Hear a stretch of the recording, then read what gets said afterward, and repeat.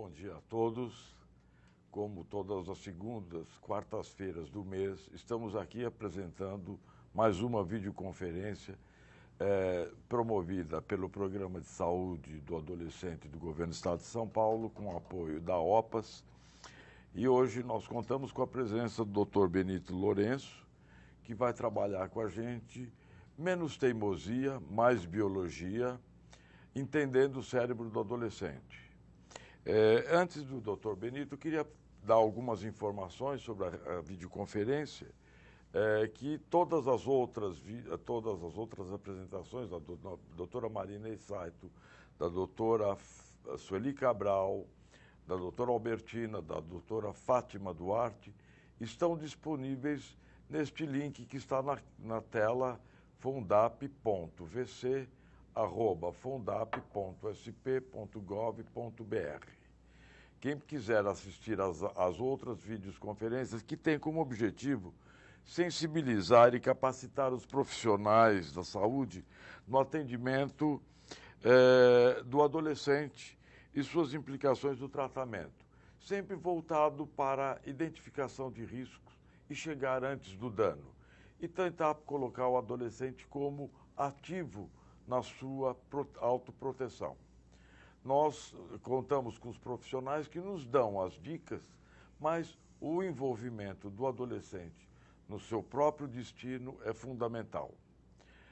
E para isso nós temos o nosso curso de grupos, que tem como objetivo tornar o adolescente ativo na sua história. E este ano nós iríamos começar o curso em agosto. Os 400 inscritos, eu vou aproveitar para dizer que nós vamos transferir para setembro por uma questão técnica. Então, hoje eu vou passar a palavra para o Dr. Benito, a gente já trabalha há muito tempo nessa lida do adolescente. O Dr. Benito, ele é médico ebiatra, ele é chefe da unidade de adolescentes do Instituto da Criança da Faculdade de Medicina da Universidade de São Paulo e assistente da Clínica de Adolescentes do Departamento de Pediatria da Faculdade de Ciências Médicas da Santa Casa de São Paulo. E faz parte da nossa comissão científica também, que pensa a questão do adolescente sob o ponto de vista científico, além da nossa própria adolescência. Então, eu vou passar a palavra ao Dr. Benito, que, após a primeira fala, ele abre para as perguntas dos polos, de todos os polos que estão sintonizando essa videoconferência. Boa fala, doutor Benito. Muito bem. Então, bom dia para vocês, bom dia, Chafi, bom dia para vocês que estão nos vendo aí. Alguns são amigos já, conheço de outros encontros, outros devem estar me conhecendo pela primeira vez. Eu sou Benito, antes que alguém ache estranho aí o nome ebiatra. Eu sou um médico de adolescentes, eu sou um pediatra que dedica hoje praticamente quase que toda a sua atuação prática para a saúde do adolescente, para a medicina do adolescente, né?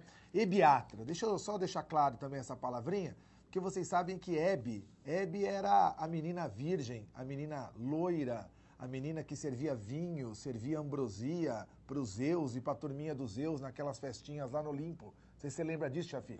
Né? Dizem que um dia a Hebe... Não é do seu tempo. Dizem que um dia a Hebe ficou... Ninguém sabe a história, porque isso é mitologia, mas dizem que um dia a Hebe deixou cair o vinho no chão, deixou cair a ambrosia no chão, e daí surgiu a ideia de que ela seria a representante mais bonita do que seria a deusa da juventude, não só pelas suas características físicas de desenvolvimento, mas pelas suas características comportamentais. Eu sou um ebiatra, e o nome da área para a qual eu me dedico veio exatamente de uma deusa rebelde, problemática, responsável, desajeitada, que deixa cair o vinho e a ambrosia no chão. Mas é um nome que ficou convencionado, mas fiquem à vontade de me entenderem como um pediatra de adolescentes, um médico de adolescentes, um clínico de adolescentes ou um profissional de saúde que se dedica à questão dos adolescentes. A gente está em contato aí com vários de vocês que não são profissionais da área médica, alguns são profissionais da área de enfermagem, da área psi, da área de assistência social, nutricionistas, dentistas. Essa é a ideia de a gente bater um papinho sobre essa tal da medicina de adolescentes e trazendo algumas ideias que vão, infelizmente, não é culpa minha não, é culpa do Chafi, culpa da doutora Bertina que me convidaram. Vocês vão ouvir algumas coisinhas que pode ser que abalem um pouquinho e faça você meio que desacreditar daquilo que você vinha aprendendo até agora, né? Durante muito tempo, todo mundo ouvia, e você deve ter ouvido falar, vocês todos aí nos polos devem ter ouvido falar, que a adolescência é hormônio. Hoje eu vim aqui para tirar um pouco essa ideia da cabeça da gente e a gente começar a pensar a adolescência como cérebro. A adolescência não é hormônio, a adolescência é cérebro. E se a gente passa a entender melhor essa maquininha que tem na cabeça dessa molecada, a gente vai se aproximar verdadeiramente ou de uma maneira um pouco melhor do que nós já estamos fazendo. Talvez aí esteja o caminho, aí esteja o segredo para a gente ter verdadeiramente uma saúde do adolescente um pouco mais genuína. Vocês sabem disso, isso já deve ter sido discutido em alguns dos encontros que vocês fazem aí na região de vocês e também nós fazemos aqui internamente, de todos os objetivos do milênio. Vocês sabem que quando virou o ano 2000, a Organização Mundial de Saúde e a ONU colocaram metas, colocaram objetivos, colocaram ações desesperadoras, eram problemas que teriam que ser resolvidos, né? Saíram alguns objetivos do milênio e você sabe que agora está chegando a hora de prestar contas. Estamos chegando aqui no ano de 2015 e agora é hora de prestar as contas. E você sabe que a gente vai conseguir prestar contas positivas de um monte de coisa. Um monte de coisa a gente fez legal. Só a gente não conseguiu ainda, de verdade, a gente não conseguiu mudar de forma expressiva aquilo que tem a ver com adolescente na hora dos objetivos do milênio. Se você for dar uma pesquisadinha, a gente conseguiu atuar em várias questões, mas ainda falta alguma questão em relação à saúde do adolescente. Então, o meu objetivo essa manhã com vocês, eu quero deixá-los super à vontade de me interferirem, me mandarem perguntas, mandarem questionamentos, para que a gente possa conversar um pouquinho melhor sobre esta fase tão particular e que vive um paradoxo. E vocês sabem qual é o grande paradoxo que se vive nesse momento. É a idade onde melhor você está fisicamente, é a melhor onde você está mais inteligente do ponto de vista de decisão cognitiva, é a idade que você está mais bonito na sua vida, é a idade que você está mais pleno na sua vida, só que é a idade que você começa a morrer mais. É a idade em que você começa a se envolver em risco real de morte, o que não acontecia antes e o que vai diminuir depois que você passar os seus 20 e 25 anos. Então esse é um paradoxo. É a idade onde você está melhor, mas mais você se envolve em problemas, ou poderia se envolver em problemas. E esse é o desafio de quem cuida de adolescentes. Trabalhar um indivíduo em pleno vigor físico, em pleno vigor biológico, mas ao mesmo tempo com extremo risco. O professor Dow, um professor americano, um psiquiatra americano, coloca que, e faz essa conta, é só você pegar suas estatísticas aí no seu CINFO da sua região, da sua cidade, do seu município. Se você considerar mortalidade aos 10 anos e mortalidade aos 20 anos de idade, você vai ver que você aumenta 200, eu vou repetir, você não está ouvindo errado aí no seu polo não tem problema na videoconferência. 200% aumenta a mortalidade se você considerar dos 10 aos 20 anos de idade. E é exatamente essa questão que a gente vai tentar compreender. É claro que a gente não tem respostas definitivas. O que eu vou te passar é um conceito relativamente moderno, digamos assim, porque há 10, 15 anos a gente começa a olhar cérebro, a gente começa a entender cérebro de uma maneira mais funcional. Até então eram hipóteses, até então todos os métodos que eu tinha para avaliar dentro da cachola de um adolescente eram métodos muito invasivos, eram métodos com radioatividade, eram métodos com muito perigo. E agora eu tenho possibilidades reais de observar comportamento, observar funcionamento, por exemplo, com ressonância nuclear magnética funcional, são exames muito legais. Nós não temos muita coisa ainda no Brasil, o que eu vou te trazer é um pouco da experiência de alguns países de fora que estão fazendo alguns estudos bastante interessantes e que merecem uma atenção nossa. Muito bem, acompanha comigo aí, você deve estar vendo as minhas projeções que eu trouxe para vocês. Olha, o problema está lançado. Você está vendo aí problema. Dá uma olhada aí em 2010, eu peguei dados de 2010 porque vocês sabem que a nossa informação às vezes demora um pouquinho. A nossa informação às vezes demora para ser computada e para ser finalizada. Então eu peguei dados fechados fechadíssimos, de 4 anos atrás, 2010. Dá uma olhada ali no número de mortes que aconteceram em adolescentes, eu só peguei de 10 a 20, que é o nosso assunto hoje, pelo menos é o assunto que eu me proponho a discutir com vocês. 10 a 20 anos é o conceito de adolescência da Organização Mundial de Saúde, e pelo menos é este conceito que a gente sonha que todos os profissionais de saúde atendam, chamando-os e atendendo-os como adolescentes, né? Principalmente os nossos coleguinhas pediatras, vocês pediatras que estão nos vendo, você sabe que existe uma solicitação muito carinhosa para que todo mundo e para que os pediatras percam este medo, que é um medo que tem várias explicações, a gente vai discutir isso durante essa apresentação, percam o medo de atender adolescentes, e a gente gostaria muito que vingasse no nosso país essa ideia de adolescência 10 a 20 anos. Embora, só uma curiosidade para vocês saberem, se você acessar o Google na sua casa hoje de noite e acessar o Pediatrics, que talvez seja uma das revistas mais legais de pediatria que existem, você vai ver que o Pediatrics no mês passado, ele propõe uma redefinição do que é o atendimento pediátrico. E ele propõe uma última consulta pediátrica com 21 anos de idade. Ou seja, sorrateiramente, a pediatria abarca mais um ano do que até aquele ano conceitual dos 20 anos.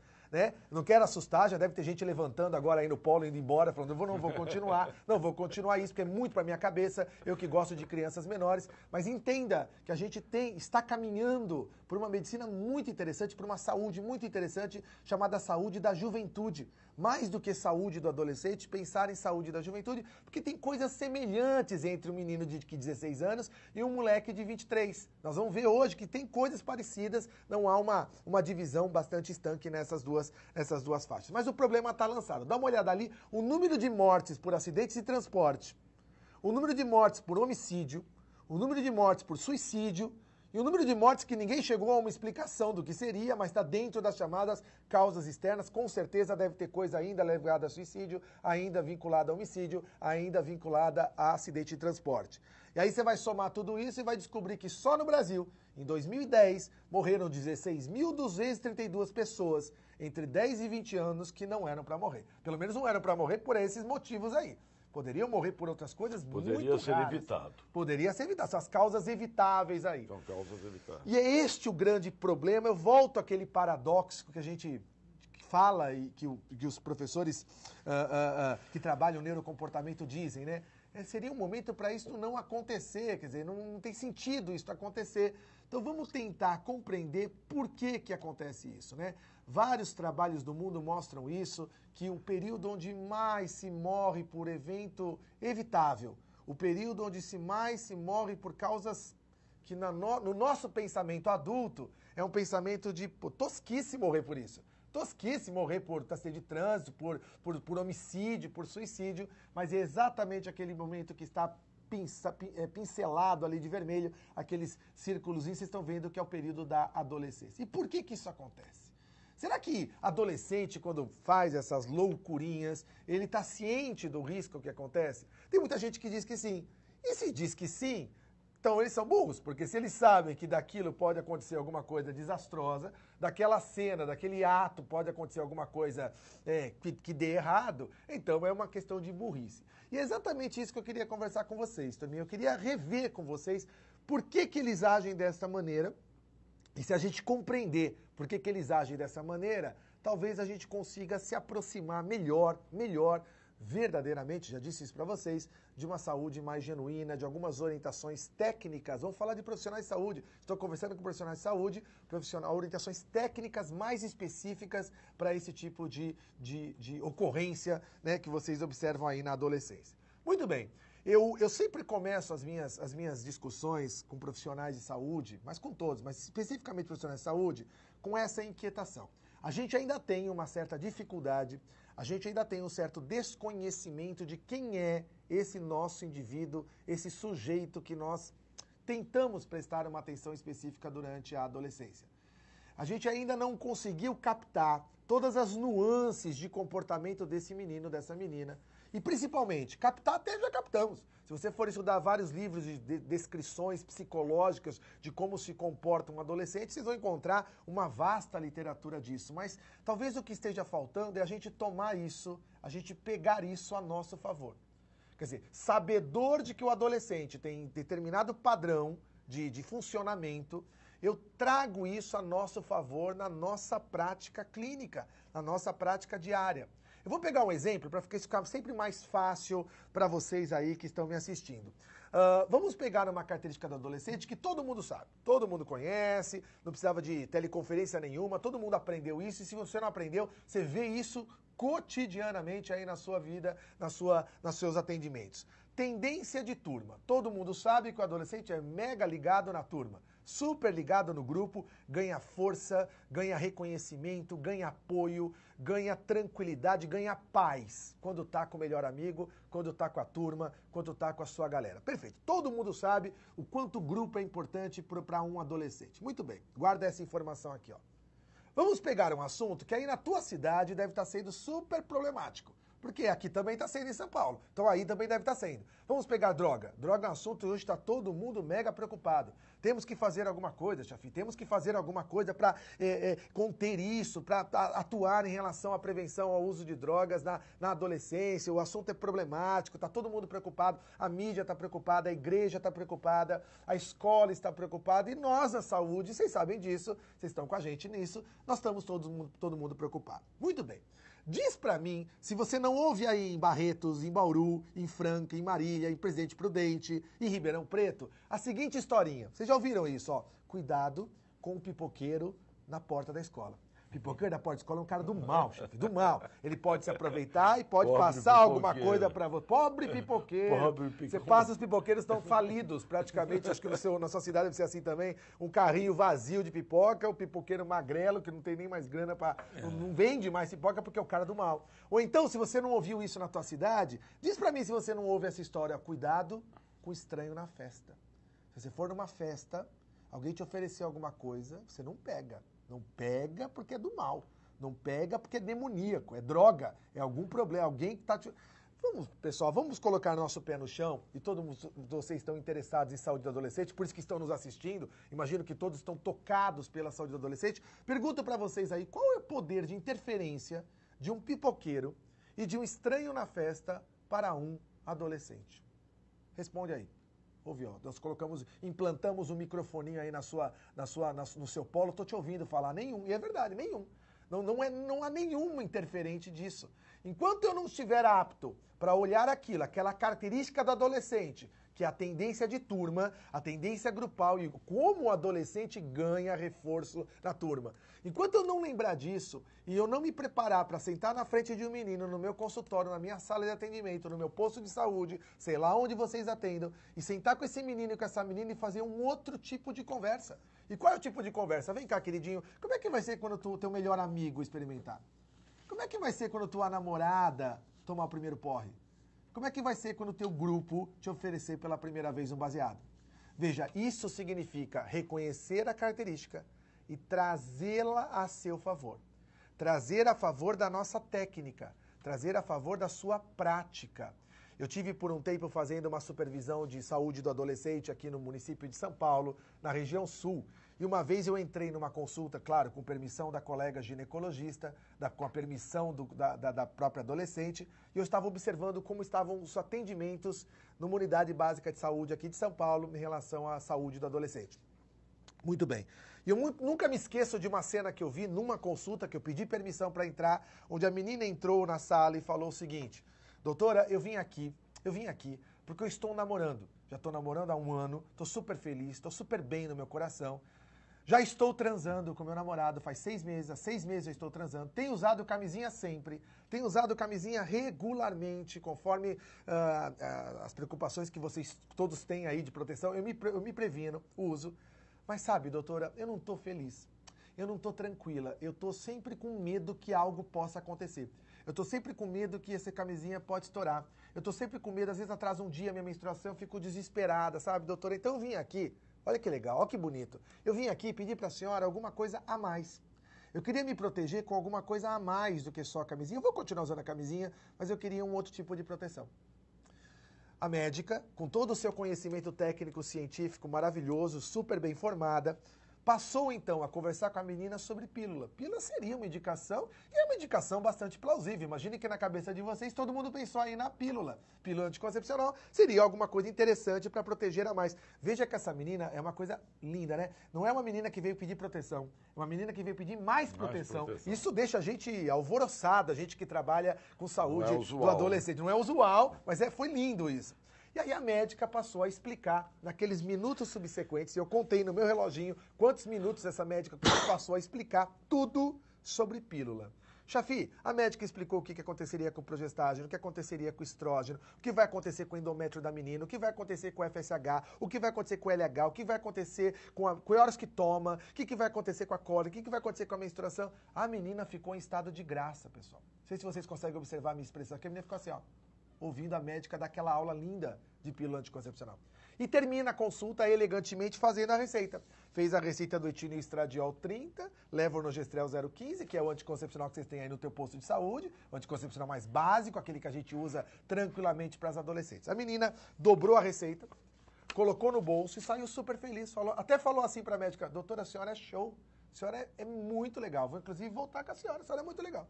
Quando ela saiu, e eu fui atrás da menina, eu estava seguindo a menina como se fosse uma sombra, ela encontrou duas amigas que foram com ela aquele dia no posto, sabe? E adolescente é muito comum, você já deve ter percebido isso. Olha lá o slide que eu tô te mostrando, olha lá. Adolescente e grupo, adolescente e turma. E aí as duas amigas, as melhores amigas da Mari, Mariana é o nome fictício que eu tô inventando aqui, as duas amigas da Mari deram um braço, uma de um lado, outra do outro. Sabe quando saem duas meninas agarradinhas, assim, apertadinhas? Saíram agarradinhas no posto e eu ouvi, pessoal, eu ouvi com esse ouvidinho aqui, as duas amigas falaram assim, e aí, Mari, o que a médica te falou? Aí a Mari falou assim, nossa, essa médica é muito legal, essa médica é muito show. Ela me passou isso aqui, ó, e mostrou a receitinha do anticoncepcional. As duas amigas fizeram assim. Nossa, Mari, você vai tomar isso? Isso vai encher você de espinha. Isso vai engordar você pra caramba. Pergunto pra vocês, nos vários polos que estão me assistindo agora. Responda em voz alta, eu ouvi aqui nesse estúdio. Você acha que essa menina vai tomar esta pílula? Não vai. Ah, Benito, mas agora você está me confundindo. Eu quero ser um profissional que fale sobre pílula, que fale sobre contracepção, que fale sobre saúde reprodutiva. Legal essa sua intenção e a nossa intenção também. Mas então, que a gente comece a respirar um pouco mais fundo e nos preparar para, diante de uma menina dessas, na minha sala de atendimento, eu chego para ela e falo assim, querida, a primeira coisa que eu preciso te perguntar, o que suas amigas andam falando de pílula? O que sua turma anda falando de camisinha? O que teus amigos pensam de maconha? O que teus amigos pensam de anorexia? O que tuas amigas pensam de colocar o dedo na garganta para vomitar? Veja, com isso eu me aproprio da característica do adolescente e trago para minha prática, trago para minha função. E esse é um dos grandes objetivos de hoje, a gente conversar um pouquinho sobre a adolescência. É tentar compreender, mas não por uma compreensão teórica. Eu não quero que vocês vão para casa hoje com a ideia, fiz uma revisão teórica sobre comportamento de adolescentes. Mas talvez o que mais nos anima em trabalhar com adolescentes é como fazer disso algo prático. Como transformar isso algo prático na sua prática diária. Né? Teve um colega meu a semana passada, ele foi chamado para fazer essas palestras em escola, e ele estava todo empolgado, é um médico mais novinho que está começando agora, e ele ficou todo empolgado, varou a noite fazendo um PowerPoint bonito, cheio de animações, para dar uma aula sobre preservativos para a molecada de uma escola X aqui em São Paulo, uma escola Bambambam. Eu cheguei para ele e falei assim, cara, deixa eu te dar uma dica, quando você chegar na escola, não abre o teu PowerPoint não, não abre. Primeira pergunta que você faz para aquela molecada, para aqueles 40 meninos e meninas que estiverem na tua frente é, antes de mais nada, o que vocês estão pensando, o que vocês estão falando sobre isso? Não adianta você querer meio que vomitar aquele monte de conceito teórico que a gente acha muito bonito, e é bonito, precisa ser estudado, mas se a gente não entender isto, não entender que a opiniãozinha talvez do melhor amigo do lado vai valer tanto quanto a sua ou mais. Dependendo da sua empatia, talvez até um pouco mais a do amigo do que a tua. Então essa é a provocação, esse é o mote dos nossos próximos minutos aqui. Cada coisa que eu te falar, não anota como teoria. Né? Pensa, diante de uma vida real, como é que eu poderia usar isso a meu favor, tá? Só uma questão pra gente também, uma questão de ordem que eu preciso falar pra vocês, é que quando a gente fala de turma hoje, não é só uma turma melhor amigo ou melhor amiga. Não é. Essa é uma turma física, é uma turma que o pessoal mais velho que está me assistindo é a primeira coisa que vem à cabeça. Entenda que turma hoje tem uma dimensão um pouco maior. A turma hoje tem uma dimensão que é um pouco diferente. Vocês estão vendo aí na tela algumas turmas. Turmas que têm uma outra característica, uma característica mais virtual e tão influenciadora e tão importante para o adolescente quanto a turma física. Às vezes, ousaria dizer que até um pouco mais, né? Isso também é um recurso que a gente vai ter que aprender a trabalhar.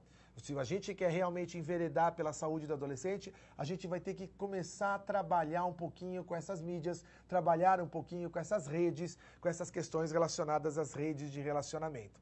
E antes que alguém aí no seu polo pense, poxa, o grande problema das redes de relacionamento hoje são o risco dos predadores sexuais e o risco da pessoa ter retraimento social no futuro, já que ela só vive no computador. Sabe, pessoal, esse papo já acabou.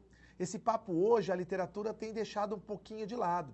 Para vocês terem uma ideia, o grande foco de discussão hoje, o grande foco de pesquisa das redes de relacionamento para adolescentes é a questão da teoria chamada super peer.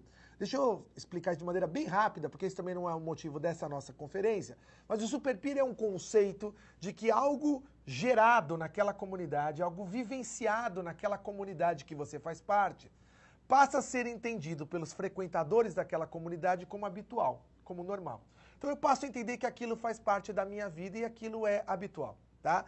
Só para vocês terem um exemplo prático, pergunta para vocês agora, de tarde, quando vocês forem na sua unidade de saúde trabalhar, pergunta para vocês quantos % das suas meninas que vão ao posto de saúde, que vão ao teu consultório, já entraram ou já pelo menos fuçaram num site Proana ou Probia. Ana e Bia são apelidos carinhosos, vocês sabem disso, de anorexia e bulimia, duas situações extremamente preocupantes que chamam a atenção hoje de quem atende adolescentes. Ou seja, essas redes, elas são extremamente importantes para o adolescente e é a partir delas que o adolescente traz alguns fundamentos da sua saúde, alguns fundamentos do seu comportamento. E a gente vai precisar nos acoplar a isso. Eu vou te contar uma história que eu estou contando em todas as aulas, porque ela é muito bonita. Ela é muito bonita. Foi uma história que aconteceu com um interno. Eu tenho possibilidade de acompanhar alguns internos que estão em formação médica, né? E o interno, algum tempo atrás, aconteceu isso na Santa Casa, atendeu um menino gordinho. Eram 14 anos o menino, era um caso novo, primeira vez, um moleque gordinho, que tinha uma das queixas da mãe, que o moleque tinha tomado o primeiro porre. Então, uma das queixas era que o moleque tinha um dia chegado meio alterado em casa, tal, e a mãe suspeitou que ele tinha tomado o primeiro porre. O interno, lembra você, médico que está me assistindo aí, com toda a sua inexperiência de interno de 5º ano, descascou o gordinho na consulta. Mas descascou o moleque. Tu vai morrer, tu vai ter cirrose, você vai passar mal, você vai perder esse fígado, não sei o quê. O gordinho ficou também assim, apavorado. Muito bem. 3 semanas depois, esse menino voltou para o atendimento. Ele voltou para o atendimento e coincidiu, foi uma coincidência, não foi, eu não fiz isso de propósito. Eu entreguei para o mesmo interno o prontuário do gordinho, quer dizer, o mesmo paciente, porque ele tinha que checar colesterol, tinha que checar triglicéridos, essas coisas todas, e o mesmo interno pegou lá o prontuário. Quando ele chamou o paciente, Deus me colocou naquela hora, eu estava do lado e eu vi essa cena, foi muito bonita. Anjo da guarda. Anjo da guarda. O paciente entrou, né? E aí o paciente, quando viu o médico, quando viu o interno, falou assim, nossa, é o senhor que vai me atender de novo? Que legal, eu adorei o senhor é muito legal. Tanto eu gostei da sua consulta, tanto eu gostei do senhor, que saindo daqui, eu entrei no Face e te chamei. Chamei você para ser meu amigo. Você não aceitou ainda, mas eu vi lá e te chamei para você ser meu amigo no Face.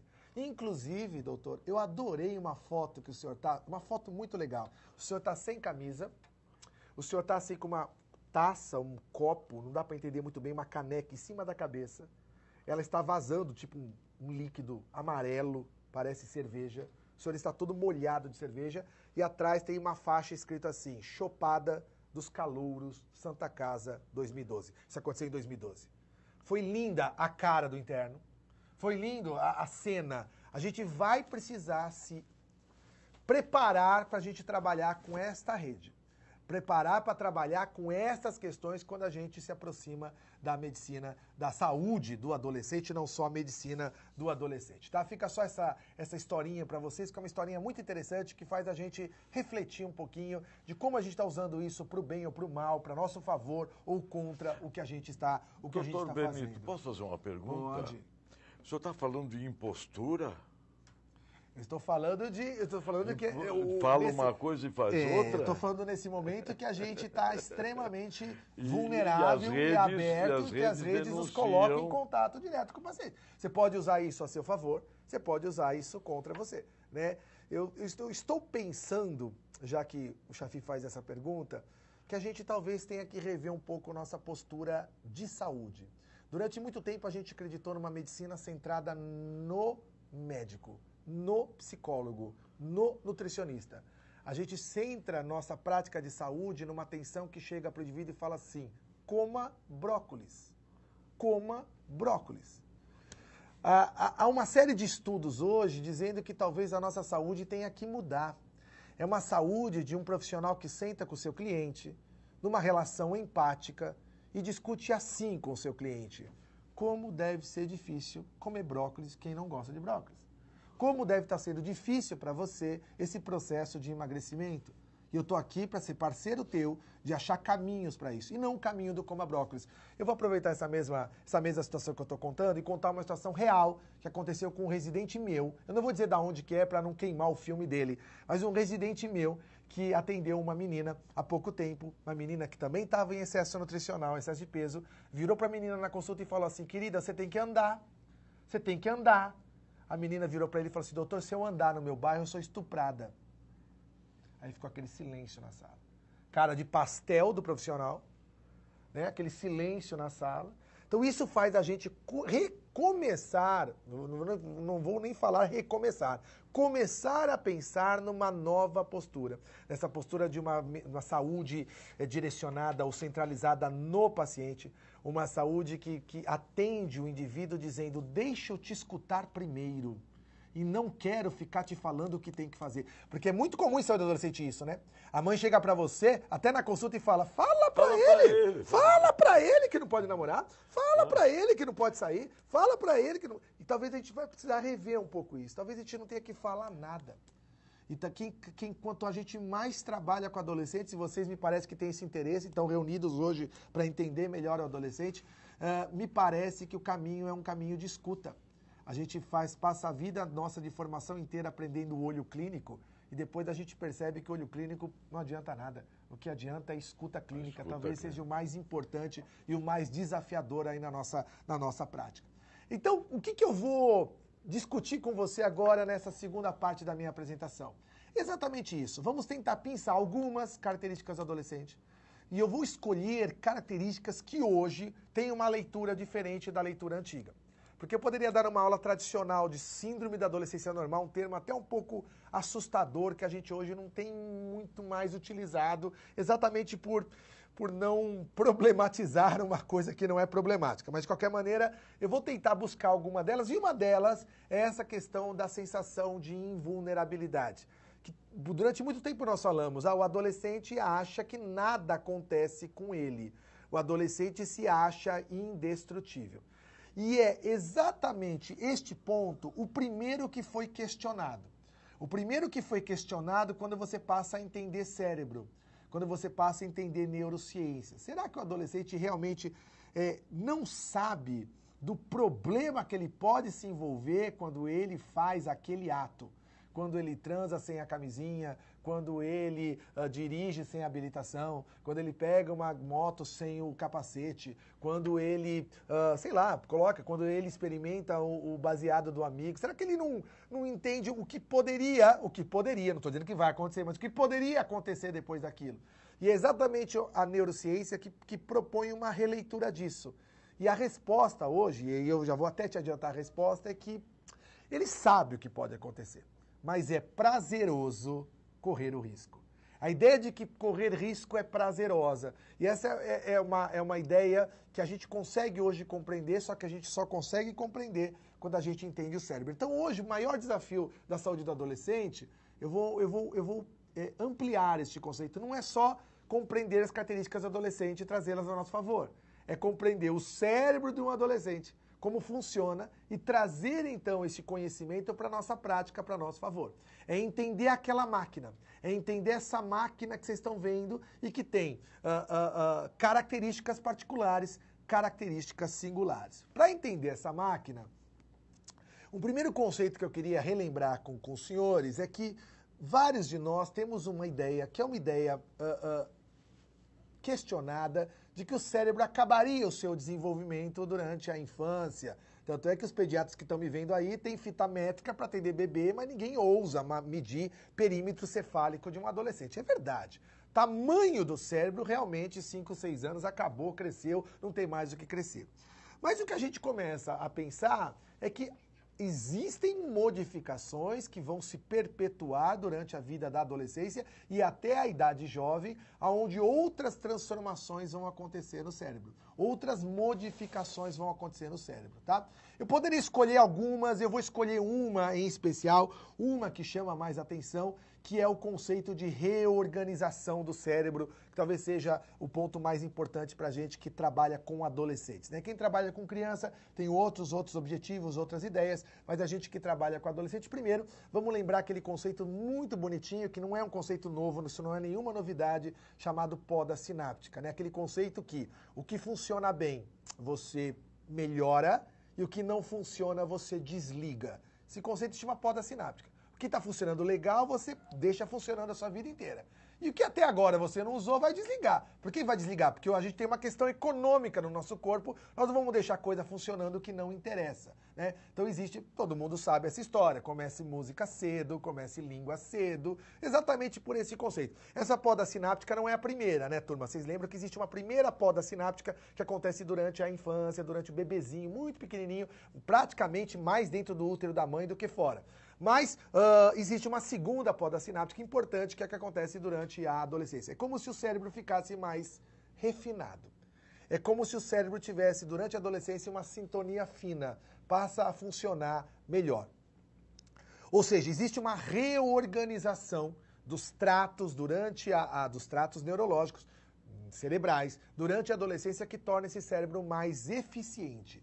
E essa ideia de eficiência, essa ideia de rapidez vai percorrer a minha palestra aqui e durante essa nossa conversa eu vou voltar a esse assunto, tá? Essa imagem aqui não é nenhuma imagem minha, essa é uma imagem de fora, é uma imagem que vocês acham na internet, é uma imagem que vocês acham no Google. Vários autores mostram isso. Você está vendo aí que o cérebro dos 12 aos 20 anos evolui, tá? Só por uma questão de cor, tudo que está sendo verdinho aí, para você ter uma ideia, o verdinho é o mais imaturo e o azul mais escuro é o mais maduro. Então você vê claramente aí, 3 tomadas de 12 anos, de 15 anos e de 20 anos, que o teu cérebro amadurece. E olha que coincidência, eu não tenho aqui um apontador, mas observa que a última área que fica azul total, se você comparar com a primeira, pega aquela área pré-frontal aqui, ó, na frente e no lado. Essa é uma das áreas hoje mais estudadas em neurociências, chamado córtex pré-frontal.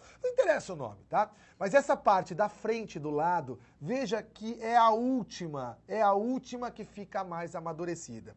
E essa área pré-frontal do teu cérebro, hoje, é entendida como o seu CEO. É a parte talvez mais, é o teu comandante, é a parte relacionada à organização, tomada de decisão, discernimento, julgamento, controle inibitório, faz você não tomar atitudes precipitadas, planeja estrategicamente, é o teu presidente da tua empresa, é esta área, exatamente essa área chamada pré-frontal lateral. E nós vamos ver daqui a pouco que é a última área que fica pronta na nossa vida. É a última área que passa a régua e fica pronta. As outras áreas são muito mais rápidas no desenvolvimento do que essa, e isso faz a gente entender algumas coisas que acontecem com o adolescente. Aqui uma outra tomada, também de imagens sequenciais de criança, de escolar, até 20 anos de idade, e dá uma olhadinha naquela área quadradinha, como até 20 anos ainda tem coisinha verdinha ali. Vê que até 20 anos ainda tem coisinha verdinha ali, ou seja, ainda tem uma leitura que não está totalmente preparada, porque não está totalmente pronta. Bom, esta ideia de que existem áreas menos prontas e áreas mais prontas na adolescência que fizeram com que a gente começasse a a se debruçar sobre comportamento e entender comportamento do adolescente, tá? Eu não quero cansá-los com anatomia, até porque esse assunto é um assunto muito chato, né? Neuroanatomia. Mas dê uma olhada ali, eu peguei dois cortes, duas tomadas de imagem, e eu quero só nesta discussão daqui pra frente trabalhar com 2 ou 3 áreas do cérebro, tá? Primeira área que eu quero que vocês lembrem é uma área chamada pré-frontal lateral, que é esta área que eu defini aí, que eu marquei, que fica bem aqui na frente, na lateral, tá? E uma outra área que chama órbito frontal, que é um pouquinho mais baixo, um pouco mais à frente. Mas, ó, sinceramente, vamos ficar só com a córtex pré-frontal lateral, que pra gente vai ser mais importante nesse finalzinho de manhã. E dá uma olhada na outra imagem, eu queria que você visse e lembrasse só que existe um núcleo da base. Núcleos da base são núcleos bem escondidinhos no cérebro, estão bem lá no fundo do cérebro, bem dentro do cérebro. Vamos pegar um, que talvez seja o mais estudado hoje, que chama estriado ventral. Então vamos pegar aqui o estriado ventral, que é o núcleo da base que fica no meio do cérebro, e vamos pegar uma parte mais externa, que é córtex pré-frontal lateral, tá? Vamos dar nome e sobrenome para essas coisas, vamos dar função para eles, tá? O estriado ventral, na verdade, o estriado ventral faz parte de uma área límbica do nosso cérebro, vamos chamar de área do prazer. Isso é meio grosseiro que eu estou fazendo aqui, mas para a gente entender de forma mais clara, vamos chamar aquela área do estriado ventral de área verde. Tanto é que eu pintei de verde. Eu estou dizendo que é a cor verde, né? Eles estão vendo verde lá, não estão? O pessoal da técnica aqui me diga, eles estão vendo a cor original, verde. Esta área verde é a tua área de incentivo. É tua área que te coloca em contato com as experiências. É o teu acelerador. É aquela área que te coloca em contato com sensação prazerosa. Então vamos resumir o estriado ventral como teu acelerador. E vamos dizer que o córtex pré-frontal lateral é tua área de freio. É tua área de controle. É tua área que fazer você parar para pensar e pensar assim, ó, calma. Não é hora ainda, é melhor esperar. É o espera super um pouco, isso. É um nome bastante apropriado para isso. Fala assim, calma, espera, talvez mais tarde, quem sabe isso não é precipitada, essa sua decisão nesse momento. É o grilo. Cada um dá um nome aí, o psicólogo vai dar um nome, o médico vai dar outro nome, o farmacêutico vai dar outro nome, todo mundo que está me vendo vai dar esse nome. O tempo inteiro, turma, a gente trabalha com essas duas áreas, tá? Imagine você na fila de uma montanha-russa, no Hopi Hari, e em pânico, mas com vontade de ir, mas ao mesmo tempo um pânico, mas ao mesmo tempo vontade de ir, mas ao mesmo tempo um lado dizendo, não, é melhor não ir, não é hoje, não, mas eu vou, porque deve ser uma experiência maravilhosa descer naquela velocidade, naquela montanha-russa. E exatamente o tempo inteiro, você tem área verde e área vermelha funcionando no seu corpo. Muito bem.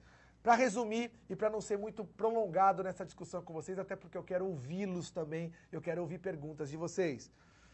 O que se sabe hoje? Que o desenvolvimento dessas duas áreas tem velocidades diferentes. O que significa na prática? Na prática significa que essa sua área verde, aquela área escrita ali estriado ventral, hoje existe evidência que com 13 aninhos está prontinho na sua cabeça. Olha que legal. Com 13 anos, você tem sua área de prazer, a sua área de aceleração, a sua área que te coloca em contato com as coisas novas e com o mundo com 13 anos de idade. Faz sentido. Se você pensar em evolução, faz sentido. Porque você tem que estar preparado na adolescência para exatamente experimentar as coisas novas. Doutor Benedito, estaria ligado à agressividade? A agressividade, ela tem outras áreas cerebrais ali, mas não deixa de ser. Não deixa de ser uma área que te coloca em contato com... Te avança, faz você avançar. Faz avançar. O importante é te guardar 13 aninhos e dar uma olhada naquela área vermelhinha, a área do freio. A área do freio, turma, isso não é o Benito que está dizendo, não. Isso também não é de um ano para cá, não. Há mais ou menos uns 10 anos, se sabe que a área vermelha, ela só está prontinha em você com 25 anos de idade. Olha que coisa maluca. Com 12 anos, você está preparadíssimo para correr riscos. E só com 25 anos, você está preparado para evitar o risco. Veja, a gente começa agora a entender de uma forma diferente. A gente começa agora a pensar que adolescente age pelo prazer. Ele não age pela dor. Os primeiros que descobriram isso, que começaram a usar isso na prática, foram nossos amigos que trabalham com drogas. Nossos amigos que trabalham com drogas, desde cedo começaram a pensar isso. Não adianta chegar para o adolescente e falar isso vai fazer mal, isso vai te matar, isso causa dependência. Não é por aí. Talvez exista um outro caminho. O adolescente não funciona, repito, pela dor. Talvez ele funcione mais pelo prazer. Se eu tenho um filho meu que não está estudando, Eu chego para ele e falo assim, querido, se você não estudar, você vai bombar. Se você não estudar, você vai repetir de ano. Se você não estudar, todos os amigos vão passar na sua frente. Isso talvez não pegue ele. Isso talvez não toque nele. Porque esta área, que é a área do freio, não está preparada. Talvez eu tivesse que entrar num contato de uma área mais de prazer do que de dor. No final eu vou conversar um pouquinho mais sobre isso com vocês, tá? Então essa imagem não é uma imagem minha, essa imagem é de um cara chamado Steinberg, que é um dos caras que hoje mais estudam cérebro em adolescente. E ele diz que o adolescente é exatamente isso. Um carro com um acelerador enorme e um freio pequeno. E se a gente começar a pensar agora nas nossas ações de saúde que nós fazemos para esse grupo etário, eu tenho o tempo inteiro que lembrar um grande acelerador e um freio pequeno. Existe um outro professor chamado Dow que diz que além de tudo isso tem muito combustível no tanque. Muito combustível. Talvez a fase onde mais você tenha combustível no seu tanque. Me desculpe os nossos senhorizinhos que estão nos assistindo, nós mais velhos. A gente sabe que o nosso combustível já está meio que acabando. E o deles tem muito combustível para detonar, muito combustível para pegar fogo no tanque. E é esta leitura de um indivíduo que tem emoção para que fala, vai, e ainda não tem uma sabedoria para dizer para, ou não vai ainda, ou espera, que é o entendimento das questões relacionadas à adolescência, né? Então, o adolescente responde ao prazer, não responde à dor. Correr risco é divertido. E essa questão tem que ser muito clara quando a gente discute saúde do adolescente. Outra ideia que eu queria discutir com vocês é que, tudo bem, a gente sabe que o cérebro do adolescente, vamos falar de cérebro que é muito biológico demais, mas o adolescente ele é sensível ao prazer. Ok. Vamos colocar amiguinho perto agora. Vamos colocar turma perto. Vamos colocar o melhor amigo perto. E existe hoje um certo conhecimento também de neurociências que amigo amplifica esse circuito de recompensa. Amigo do lado faz aquela tua área verde ficar mais doidona ainda. Ficar mais estimulada ainda. Tem um professor chamado Chine que fez um trabalho lindo. É um dos trabalhos mais bonitos de comportamento em adolescência. E é um trabalho que eu vou descrever para vocês, porque ele é muito interessante e faz a gente pensar algumas questões da nossa prática.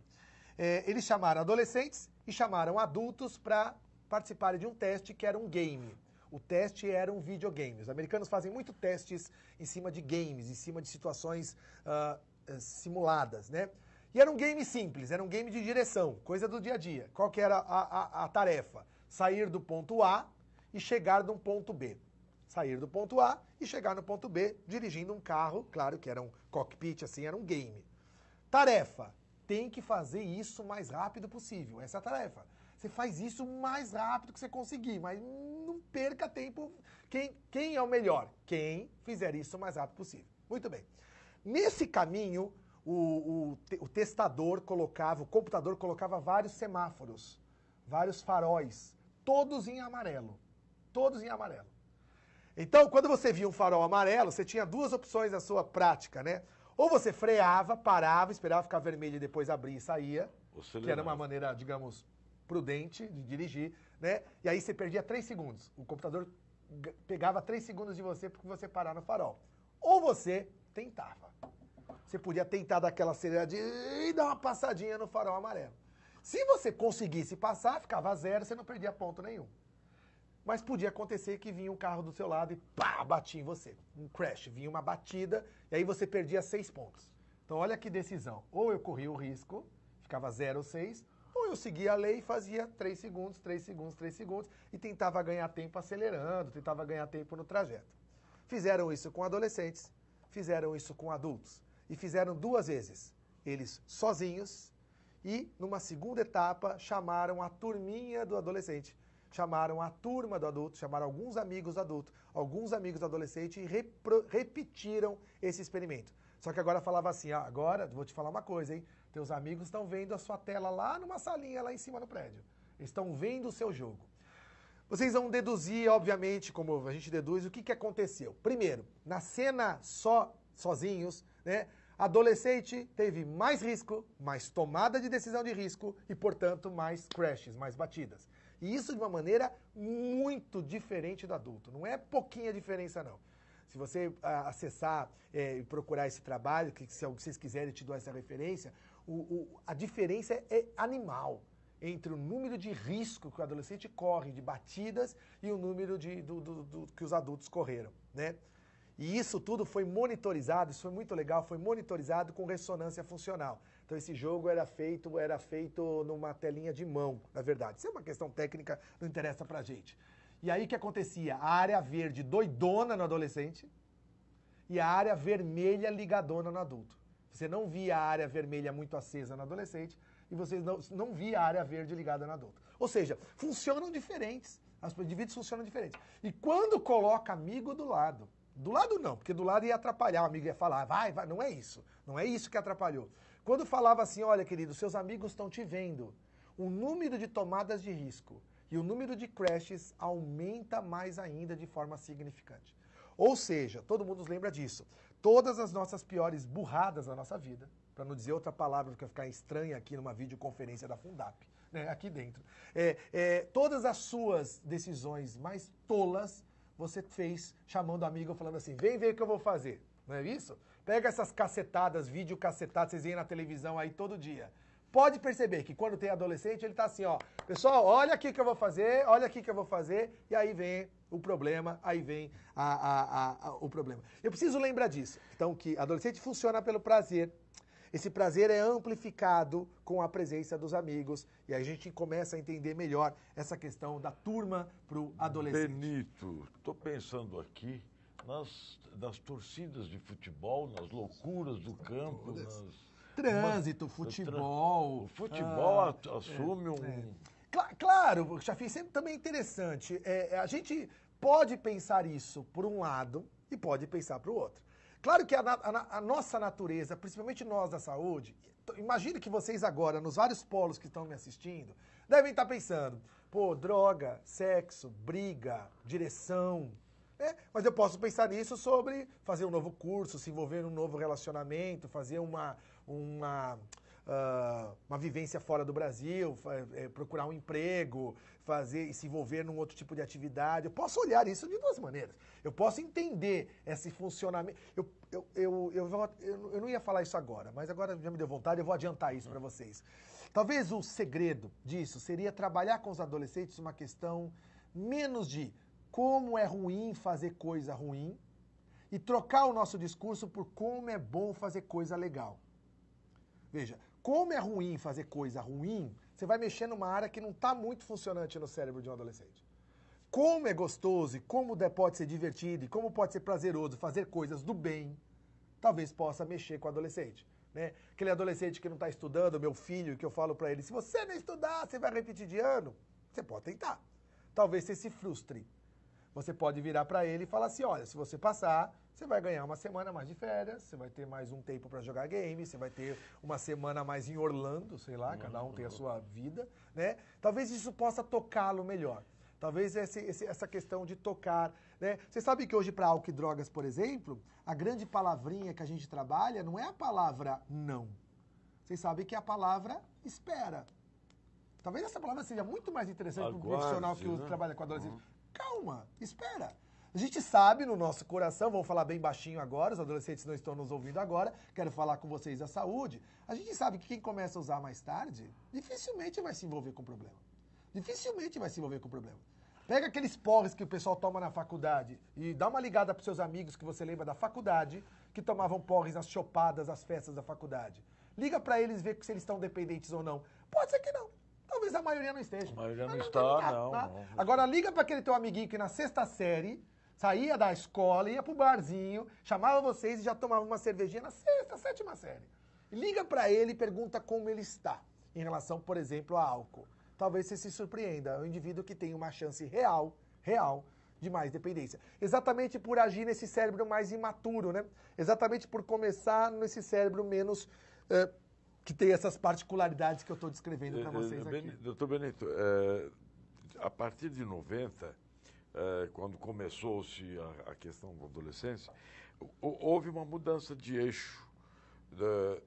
Não é o se cuidar, não pelo medo de engravidar, pelo medo de pegar a doença ou pelo medo do risco, mas pelo prazer de se cuidar. É uma mudança de eixo que acho que agora com essa neurociência, isso fica justificado fisiologicamente. Mas já existia, né, a questão filosófica que precedeu, acho que isso vem corroborar uma ação, uma fundamentação fisiológica, sim, de um princípio que já estava sendo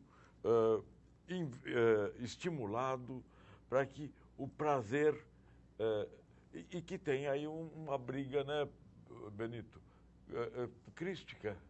Sim, sim, sim. Né? É um ladinho e outro ladinho, um anjinho e um diabinho aqui, ó, falando. Essa leitura do prazer é muito importante, ela mudou um pouco o caminho, mas infelizmente a gente não percebeu que isso contaminou a saúde. A saúde ainda é contaminada pelo risco. A saúde ainda ela é marcada pela leitura do problema. Assim, nenhum prontuário da saúde faltam os problemas. E vários prontuários da saúde faltam as resiliências. A gente ainda não encontra no prontuário, esse é um sonho, você pegar assim, adolescente, mora numa casa com vários problemas, o pai é usuário de droga, a mãe tem depressão, o avô teve tuberculose e a insolação é pouca na casa. Em compensação, eu tenho um adolescente bem-humorado, criativo, com crítica, com autoestima lá em cima e que tem percepção própria dos seus talentos interiores. A gente não encontra isso nos prontuários. A gente encontra só essa primeira parte. E essa primeira parte, se você analisar e só olhar a primeira parte, ela é assustadora. Ela faz você dar um tiro na cabeça. Assim, cara, se for pensar no mundo cão que a gente vive, né, eu vou ter droga sempre. Eu não vou nunca acabar com a droga. A gente vai começar a trabalhar com adolescentes que convivam com ela, dizendo, olha, isso é pra você, isso não é pra mim, né? A gravidez talvez seja um fenômeno que vai existir sempre, mas isso é pra você, não é pra mim. Se a gente começar com essa leitura, talvez seja um caminho mais interessante, né? Outra ideia importante é essa tal do comportamento exploratório do adolescente. A gente sabe disso, o adolescente é um explorador, o adolescente é ávido por experimentar coisas novas, ele é um indivíduo curioso. Eu tenho que lembrar disso na minha prática, eu tenho que lembrar disso nos meus atendimentos, não importa qual é a área que você discuta, seja você o dentista, seja você um profissional da enfermagem, eu tenho que entender que é um indivíduo que vai explorar. Quer ver, ó? Conversa de um médico, vou colocar um médico, que é um exemplo mais próximo a mim, com um adulto. Olá, tudo bem? Tudo. Você namora? Namoro. Você transa? Transo. Você se protege? Protejo. O que você usa? Camisinha. Você usa sempre? Uso sempre. Consulta de um adolescente. Olá, tudo bem? Tudo bem. Você namora? Namoro. Você já transa? Transo. Você se protege? Me protejo. Você usa o quê? Ah, eu uso camisinha. Você usa sempre? Sempre.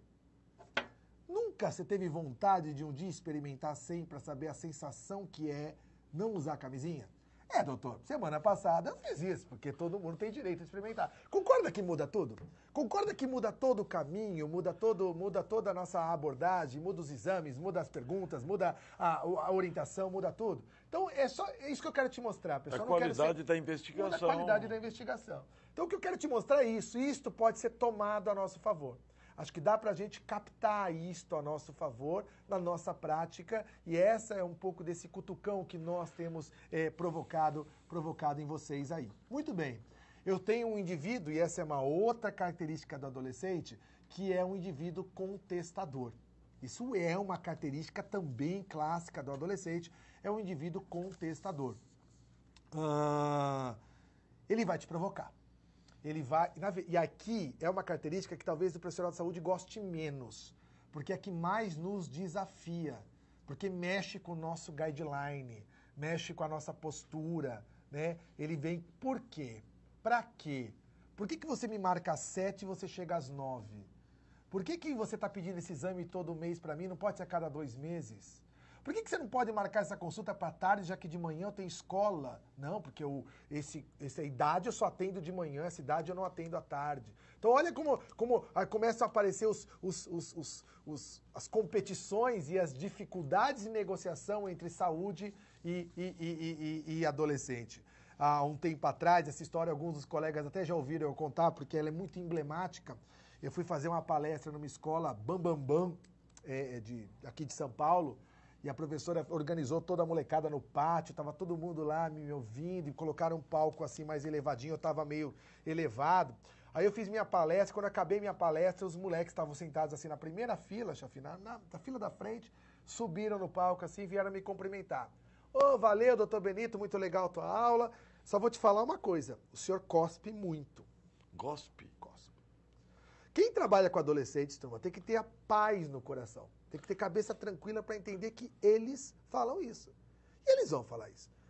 Imagina que aqui, na videoconferência patrocinada pela Secretaria de Estado de Saúde, com o Dr. Chafi do meu lado, ao final da minha apresentação, vocês vão mandar uma cartinha ou um e-mail para mim dizendo o seguinte, ó, muito legal tua aula, mas você cuspiu muito na lente. Coitado, o técnico que aqui na minha frente tá molhado aqui na frente, tanto que eu já cuspi nele aqui, mas ele nunca vai falar, porque é adulto. Mas adolescente fala. Só que isso mexe com a gente, que a gente não quer ouvir também.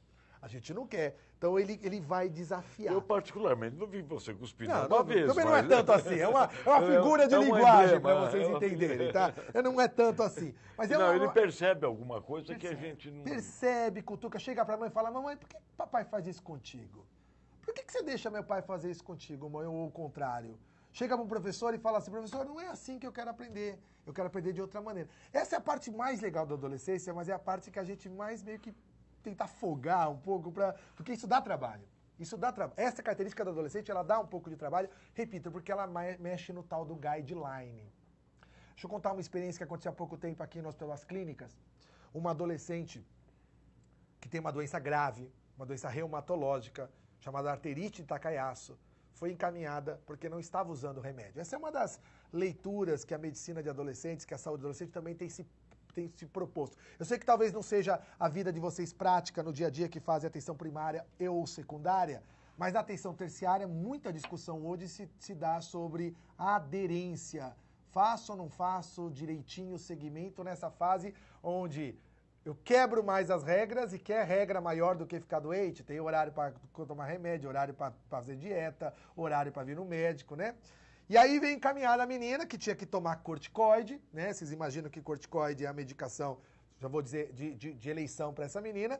E os médicos da reumatologia, estou contando isso com muita tranquilidade, porque minha esposa é reumatologista, nos encaminharam esse caso dizendo, olha, não está tomando corticoide. Vai lá passar com o tal do médio adolescente, quem sabe ele te convence. Essa é uma leitura. Quem atende, manda lá pro Chafi, que o Chafi vai você fazer qualquer coisa. Aí ele vai convencer você. Não é bem assim. Eu tenho a mesma dificuldade que o pneumo, que o reumato, que o imuno, que o infecto, que o uro, que o cardio, sei lá. Todos, que qualquer um. Que qualquer um. Mas mandou lá. Muito legal a menina passando na consulta, turminha. Muito interessante. Foi minha residente que atendeu, a residente estava atendendo. A menina virou para ela e falou assim, olha, quero ver o que é essa tal de medicina de adolescentes. Quero ver esse tipo de atendimento como é que é, mas eu vou te falar uma coisa. Se for para falar de corticoide, a senhora já me adianta já que eu levanto e vou embora. Se for para conversar sobre o tal do corticoide, eu não vou tomar. Eu morro, mas eu morro magra. O senhor sabe, quem não está muito a par disso, corticoterapia uso prolongado, deixa a pessoa inchada, deixa a pessoa demasiada, tal. Muito bem. Bom, postura nossa, o que nós vamos fazer? Se era para falar disso, ela não vai falar. Se era para falar disso, levanta que eu vou morrer, mas eu morro magro. Vamos conversar com a equipe que cuida dessa menina. Existe alguma outra possibilidade? Não sei, sem querer ingerência nenhuma na tua área. Mas há algo mais? Ou só existe essa possibilidade? Se existir essa possibilidade, dane-se. Não, até existe, mas não é protocolo nosso, é protocolo de Campinas, é protocolo de Botucatu. Dane-se o protocolo.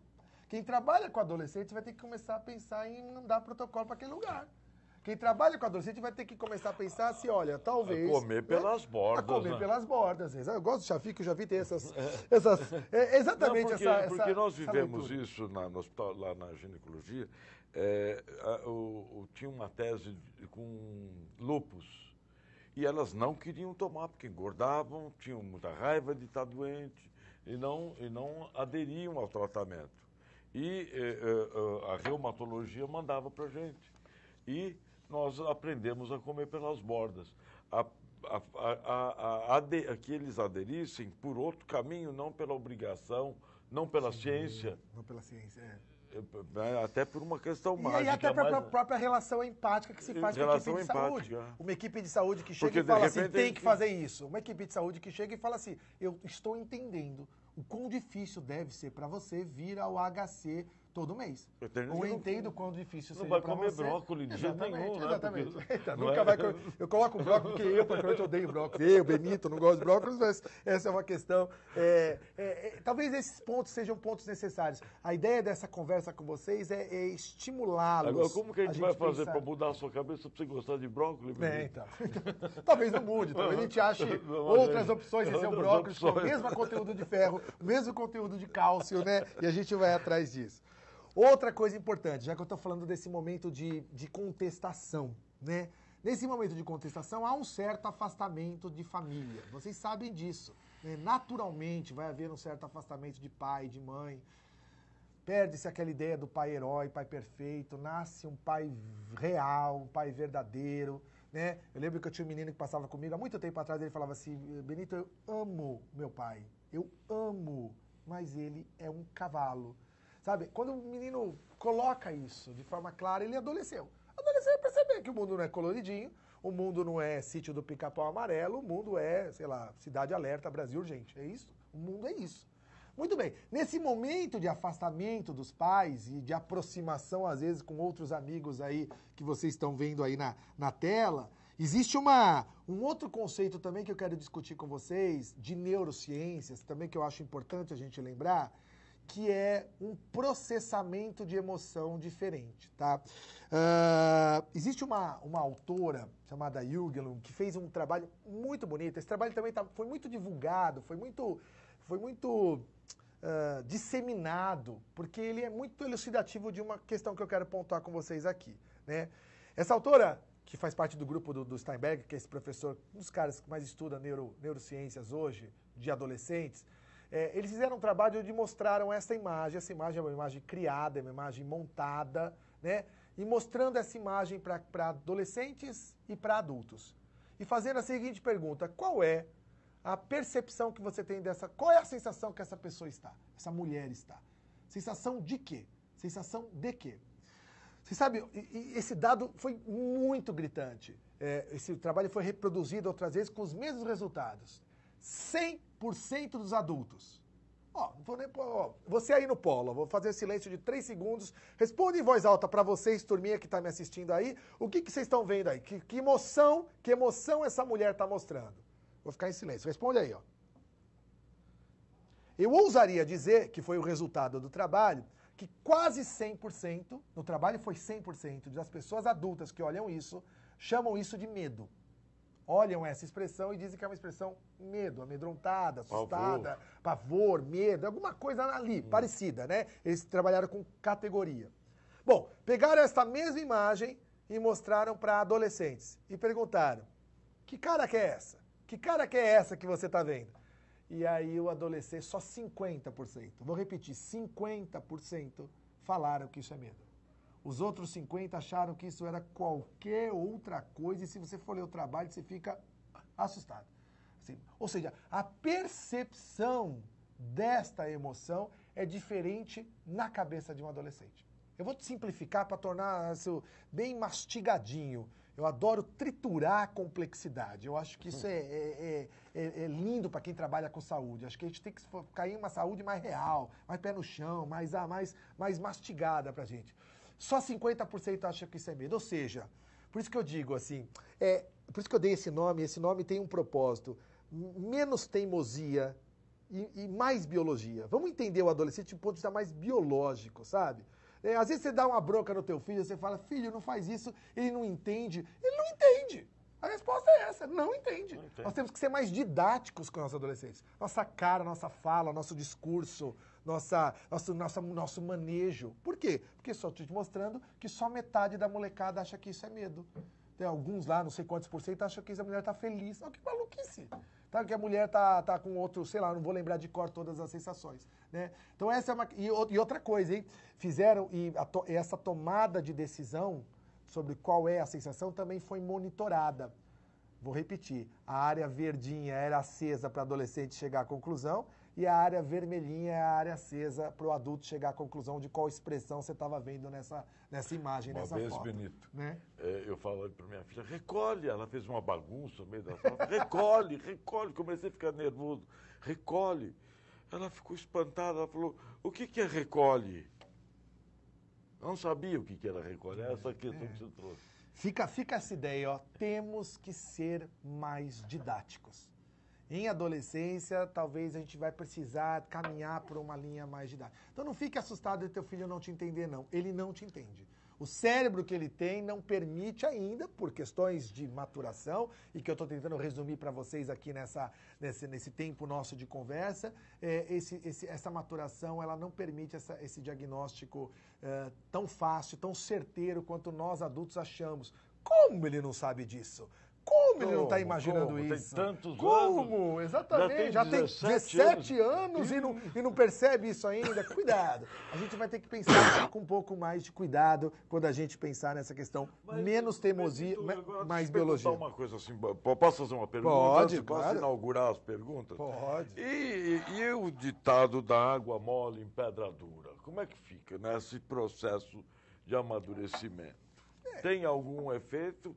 Ou joga fora eu acho que a gente não pode nunca descartar as influências ambientais nesse processo, né? Eu estou tentando te mostrar de uma maneira um pouco mais, digamos, acadêmica, essas evidências todas, mas não é só isso. Veja que em nenhum momento eu falei que adolescente... Para nós compreendermos. Em nenhum momento eu te falo e tomo um pouco de cuidado nesse reducionismo, em nenhum momento eu te falei que adolescente não tem córtex pré-frontal. Ele não tem um córtex pré-frontal tão amadurecido, mas ele tem.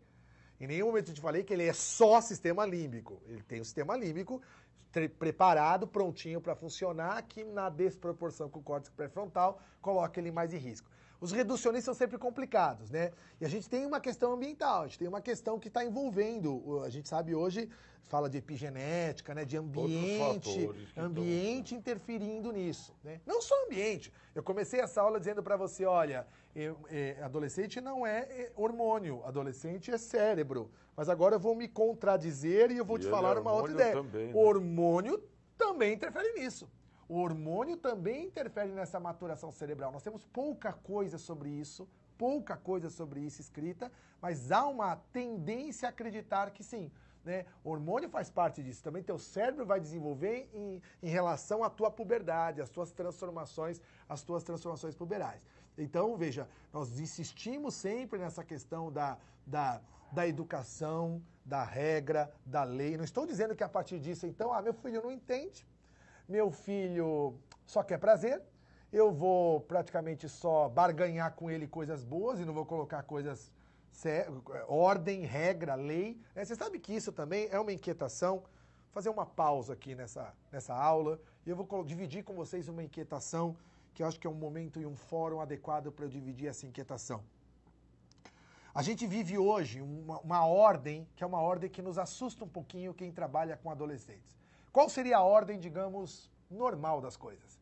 Uma infância bem regrada, bem estabelecida, com lei, com norma, com não, com pode, não pode, com hora certa, tudo para acontecer. Regras claras. Com regras claras. Não limite. Exatamente. E quando chegasse na adolescência, você começa a negociar isso, começa a ampliar isso, começa a derrubar essas paredes, começa a derrubar esses muros. O que os senhores estão vendo aí no município de vocês? Né? E que a gente está vendo aqui também. Uma infância que pode tudo, tem tudo, faz tudo, ganha tudo, come tudo, tem tudo, ganha tudo, vai para onde quiser, manda na mãe, manda no pai, tiranas ao excesso. E quando chega a 13, 14 anos, o pai fica bravo que não vem na hora certa que ele marcou da balada. Mas não tem nem como chegar na hora certa. Então, veja... É uma continuidade. É uma continuidade. A gente vai ter que começar a repensar a adolescência da infância. Da infância. Então, imagino que alguns colegas que estão me vendo aí cuidam de crianças, atendem crianças, assistem crianças nas suas unidades de saúde. E talvez ali seja um ponto interessante de a gente começar a pensar. Eu me inquieto muito com isso. Vou pegar um exemplo prático. Ontem eu atendi uma mãe. A mãe traz um menino de 15 anos e fala para mim, doutor, fala alguma coisa com ele, porque meu filho estuda à tarde e ele acorda meio-dia. A primeira coisa que eu olhei não foi para o adolescente, foi para a mãe. Eu falei assim, olha, eu com 15 anos, se eu tentasse acordar meio-dia, às 9 horas da manhã, minha mãe abriu a janela, ia puxar o meu lençol, ia me chacoalhar. Se bobeasse, ia jogar um pouco d'água na minha cabeça, dizendo, então, quer dormir, não vai ser aqui. Porque aqui tem que limpar, porque o sol tem que entrar, porque isso já é hora de pessoas levantarem, e não tinha essa história de dormir até meio-dia. certo? Então, se isso chegou neste ponto, há algo também familiar que tem que ser pensado, há algo familiar que tem que ser discutido, né?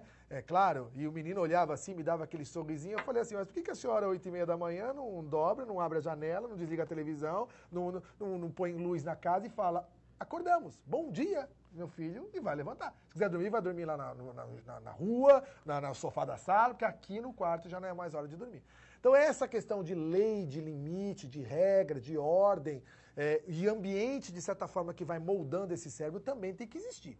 Tem que existir, né? Senão a gente entra num caminho um pouco assustador de falta de regra, falta de limite, que vocês sabem aonde isso pode caminhar. Cria uma confusão e não é libertadora, né? Não é libertador, não é libertador. Pelo contrário, talvez até faça mal nesse sentido de formação, né?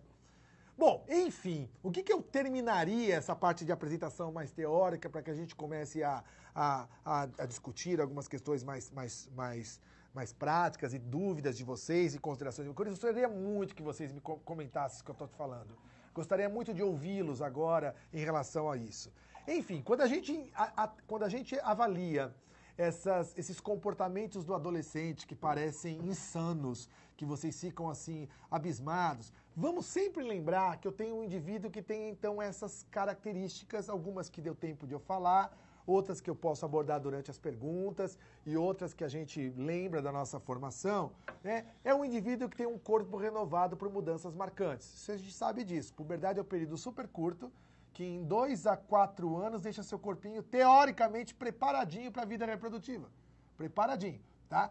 Isso é rápido e às vezes vem sem pedir licença. Tanto é que tem gente que até se espanta, fala, nossa, que é isso? Que tamanho é esse que eu cheguei?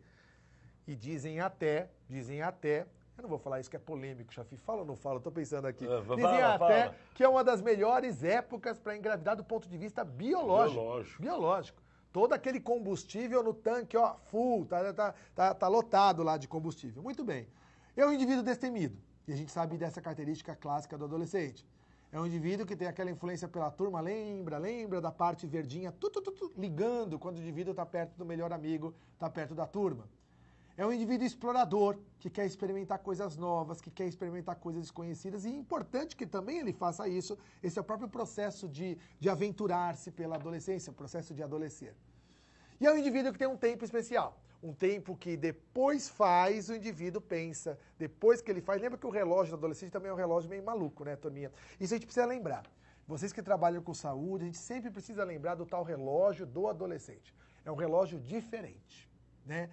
Urgências improrrogáveis, postergações malucas. É o relógio cairótico, não é o relógio cronológico. Exatamente, é o relógio... Você sabe que o Justin Bieber nem confirmou se vai fazer um novo show aqui no Brasil. Mas nesse momento já tem uma maluca dormindo na porta do estádio Morumbi. Ao mesmo tempo, amanhã de manhã tem uma prova de matemática mega difícil, super difícil, e aí... A menina chega em casa, lava o cabelo, fica uma hora no banheiro, fica com o amigo no telefone, fica com o namorado no portão. E a mãe, filha, pelo amor de Deus, vai estudar. E ela fala assim, calma mãe, calma que vai dar tempo. Então olha que coisa maluca. O show do Justin Bieber, se eu não pegar esse ingresso hoje, eu vou morrer. Ao mesmo tempo a prova, vai dar, calma que vai dar tempo. Eu acho um absurdo, você está falando do tempo, alguns pais assim, não demora, né? Não chega à tarde. O chegar tarde para ele é muito diferente do meu chegar tarde. Aí tem que ser tempo cronológico, cartesiano. Sim. E o tempo dele é um tempo poético, Sim. Subjetivo. E isso que nós não entendemos, que ele ainda não aprendeu, talvez por essa questão que você está trazendo, do sistema límbico, né, que ele tem isso mais desenvolvido do que a questão lógica. Sim. Né? Uma coisa, por exemplo, as senhoras que estão me vendo aí, as senhoritas que estão me vendo, os profissionais de saúde, que tomam pílula todo dia na mesma hora. Outra coisa é cobrar isso de uma menina de 16 anos. Você sabe que pílula se toma na mesma hora, no mesmo momento ali. Imagine você hoje de noite, depois que acabar essa videoconferência, você vai almoçar, vai trabalhar à tarde, e à noite vai passear com o seu namorado, com o seu marido, com o seu ficante, sei lá.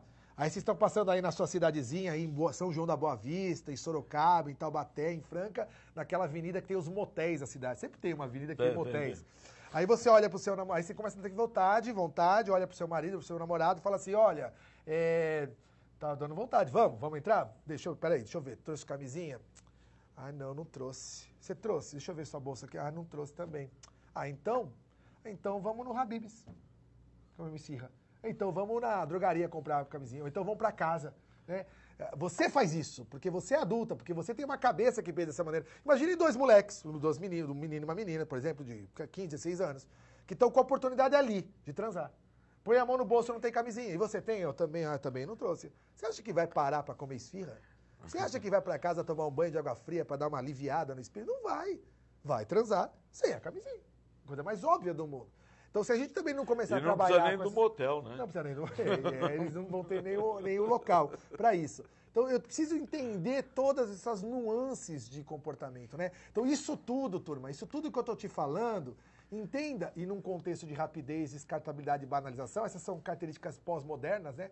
Rapidez, descartabilidade e banalização, no momento em que o cérebro está em construção, no momento em que o cérebro está em construção, eu entendo, então, e essa talvez seja a mensagem que eu digo para vocês e que eu termino essa minha parte formal da apresentação dizendo isso, ó.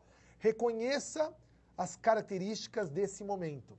Acho que está o pulo do gato em a gente se aproximar. Seja você um dentista, seja você um nutricionista, seja você um psicólogo, seja você um assistente social, seja você um educador, não sei se alguns educadores estão nos vendo nesse momento, né? E tenta ativar o centro do processamento do incentivo. Então agora eu acoplo um conceito neurocientífico na nossa prática clínica, né? Então aquilo que eu te falei, não sei se talvez virar para o moleque e falar assim, ó, você vai ter câncer de pulmão se você fumar, ou talvez mudar o discurso para o seu hálito vai ser mais agradável se você não fumar. É um outro tipo de trabalho. Talvez as pessoas que curtem você vão gostar mais do teu cheirinho mais gostoso. Sei lá, estou pensando aqui, estou pensando algumas ideias. Se você não estudar, você vai bombar. Se você se você... Como é gostoso aprender. Como é gostoso aprender, por exemplo. Ou, como é gostoso não Quem fumar. sabe nós vamos fazer um intercâmbio aí, no intercâmbio você vai fazer uma prova que se não for bem também não... A parceria com o prazer, né? Romper com a dor, embora a dor também seja um atrativo, seja, né? Seja. Tem que ser lembrado, não dá pra gente fechar os olhos. Não dá pra fechar, mas mostrar mais o prazer. Benito, maravilhoso, faz tempo que eu não lhe vejo falando e estou encantado, não só com a informação científica, mas com o entusiasmo e com o carinho com que você fala dessas questões, né? E essas possibilidades novas. Mas eu quero ouvi-los, vamos ouvir. Exato, então eu só queria lembrar que o espaço está aberto para o debate, para as perguntas dos polos. Nós estamos com um pequeno exército vendo essa videoconferência. Então, vocês, por favor, podem mandar as perguntas e quem quiser pedir a palavra também pode enriquecer esse momento tão importante aqui com o Benito. Nós vamos dar um intervalo de 5 minutos, são 11h25, 11h30 nós estamos de volta, tudo bem? Uma pausa para respirar fundo e voltar. Perfeito. Até já, obrigado. Tomando aqui essa videoconferência, brilhante videoconferência com Benito Lourenço, velho parceiro da saúde do adolescente, em que nós queremos chegar antes do dano e o Benito traz hoje informações atualizadíssimas sobre a saúde do adolescente. E eu vou estão chegando as perguntas, eu já tenho uma pergunta da Ana Mara Escugulha de Piraju, que está sempre nos prestigiando, da Jéssica Oliveira, da Marta Perina de Aguaí, de São João da Boa Vista, mas eu queria inaugurar. Inaugure. Posso inaugurar com mais uma pergunta. Benito, mais teimosia, menos teimosia, mais biologia, entendendo o cérebro na adolescência. Podia explicar um pouquinho melhor o que você quer dizer com tudo isso? Então, acho que essa é a ideia básica dessa minha provocação. Isso é uma provocação, obviamente, né? A gente tem uma história de adolescência, vocês sabem disso, vocês vivenciam isso aí no município de vocês, marcada pelo problema, marcada pelos problemas, de certa forma, né? Nós, por exemplo, que trabalhamos com adolescentes, não sei se acontece isso com você também aí, deve acontecer, né? De vez em quando você é chamada para fazer uma palestra numa escola, você é chamado para fazer uma palestra na comunidade, na cidade, às vezes as prefeituras me chamam para falar alguma coisa, né? O pessoal da equipe aqui muito envolvido com isso, e aí a gente negocia o local, quem vai levar, onde vai hospedar, onde vai ser a palestra, muito bem. Aí vem aquele última ligação. Agora, qual é o tema que eu coloco? O que eu coloco no folder, o que eu coloco no flyer, o que eu coloco no cartaz? O que o senhor vai falar de adolescência? O senhor vai falar de drogas ou vai falar de DST? Aí eu falo assim, olha, eu vou falar de adolescência. Não, mas o senhor vai falar mais de adolescência sobre adolescência e drogas ou mais de adolescência e DST e gravidez? Eu falo, não, querida, eu vou falar sobre a adolescência. Né? Então a gente tem um karma na nossa vida, que é um karma de entender que quem trabalha com adolescentes necessariamente só trabalha e só vê todo dia droga, sexo, rebeldia, promiscuidade e irresponsabilidade. Isso é essa coisa maluca, está meio que arraigada um pouco no inconsciente coletivo, uma ideia de que a adolescência... Corroborando o que você está trazendo, o nosso curso, que tem 400 inscritos, a gente tem um pré-teste. Né? O que é saúde, o que é prevenção, o que é adolescência. Imagino todos que deve ter esse é uma fase de muito problema, muito conflito, muito trauma, muito... Não vem uma fase, um ciclo, positiva, né? Exatamente. A gente tem uma leitura de problema. De problema. Ontem à noite eu fui jantar com a minha mãe. Minha mãe é leiga.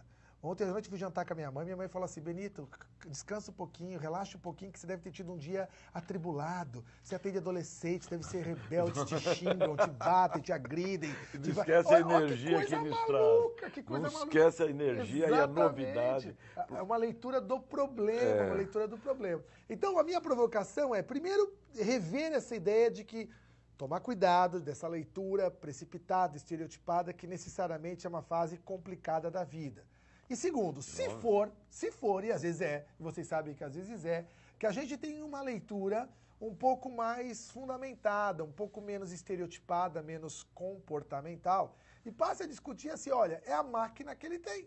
É a máquina que ele tem. Quer ver rapidinho, uma explicação bem rápida que eu não falei por conta do tempo, mas já que estamos falando de cérebro, não posso deixar de discutir isso com vocês também. Sono do adolescente. Sono do adolescente, você sabe que tem que ser, está definido, várias academias do mundo definem, pelo menos de 8h30, 9 horas. É uma fase que precisa mais de sono do que eu já fiz, precisa mais de sono do que eu, precisa mais de sono do que uma criança. Eu preciso de, vamos pensar com o número de 9 horas de sono. Muito bem.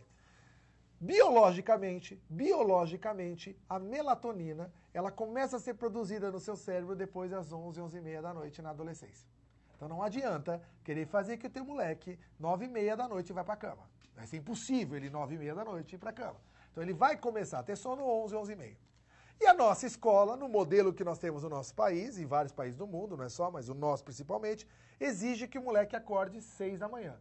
Porque a aula começa às 7, né? E geralmente o professor de matemática faz a prova na primeira aula, que é um absurdo, do ponto de vista biológico, absurdo isso, né? Tanto é que tem vários lugares do mundo mudando o horário de entrada da escola um pouquinho mais para tarde.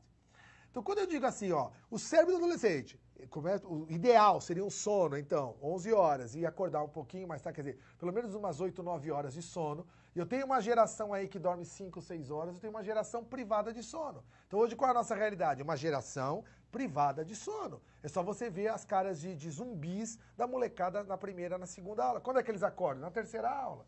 Então, pelo menos que quem trabalha, por exemplo, com educação, faça a prova de matemática difícil na terceira aula. Não me faz a prova de matemática difícil na primeira aula da escola. Então, tudo isso eu quero te mostrar. Se a gente compreender melhor o fenômeno biológico de maturação, de desenvolvimento, isso para não entrar na discussão de puberdade, que não deixa de ser biologia. Né? Nós não discutimos nada de puberdade, esse é um assunto para uma outra conferência, um outro dia de discussão. Né? Então, por isso, essa provocação, menos teimosia, pega mais leve com o adolescente, não parta do princípio que tem essa nuvenzinha negra sobre a cabeça dele, só com raios e trovões, e tente entender um pouco mais, com mais paz no coração, né? Não estou dizendo passar a mão na cabeça, não é isso. Mas tenta compreender de forma melhor e leve isso a seu favor. Seja mais didática, que eu te falei.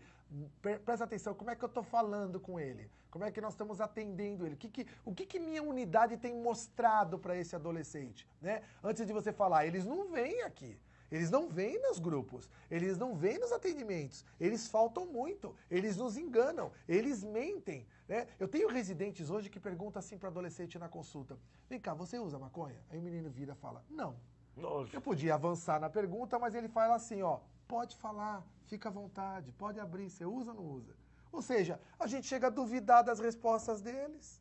A gente chega a duvidar muitas vezes da resposta dos nossos pacientes. Então, essa provocação, ela inclui exatamente este conceito. Menos teimosia, vamos pensar um pouco mais pé no chão, mais realidade que acontece com nossos adolescentes. Às vezes é um pouco uma falta de habilidade na investigação. Mas eu tenho aqui uma pergunta da Jéssica Oliveira, que é provocante. Quero ver como é que você vai sair dessa, Benito. Aí, tá vendo? Bom dia, Benito. Parabéns pela palestra. Gostaria de saber se é o caso de oferecer algum presente, um agrado, em troca de um bom comportamento? Seria um incentivo ou se tornaria uma sedução, uma chantagem? Esse é o perigo da uma interpretação mais, obviamente, mais simplista disso que eu disse para vocês, né? Quando eu falo estimular prazer, ao invés de tentar trabalhar só com a dor, claro, o tempo inteiro a gente trabalha com a balança, né? Com o prato do prazer, o prato da dor, o prato do sim, o prato do não, os fatores negativos e os fatores positivos, né? Numa análise superficial, o caminho é um pouco por isso. É um caminho por vamos trabalhar com coisas que peguem o teu adolescente. Não é necessariamente presente. Quando você fala de vamos procurar um curso para te especializar em alguma habilidade que eu estou vendo que você tem para que você seja um melhor profissional ou tenha mais chances no teu vestibular, se for fazer vestibular ou no colégio técnico. Vamos procurar um curso que te agrade. Isso não é um presente, no sentido teórico eu te dou um presente se você não estudar mais. Numa análise superficial, eu concordo com você. Como é que ela chama mesmo? Jéssica. Concordaria. Claro que tomar muito cuidado com o reducionismo, né? Todo mundo que fala hoje em neurociências toma muito cuidado com o reducionismo. A gente tem ambiente envolvendo, a gente tem comportamento, a gente tem lei, a gente tem ordem, a gente tem regras da casa, né? A gente tem perfis de famílias, perfis de pais e de mães, e cada um tem a sua metodologia. O que não pode é virar algo artificial, algo inventado ou lembrado simplesmente para convencer o seu adolescente. Mas uma ideia de pegar mais leve, eu gosto dessa ideia. Uma ideia de pegar mais leve, ela é empolgante para quem trabalha a saúde.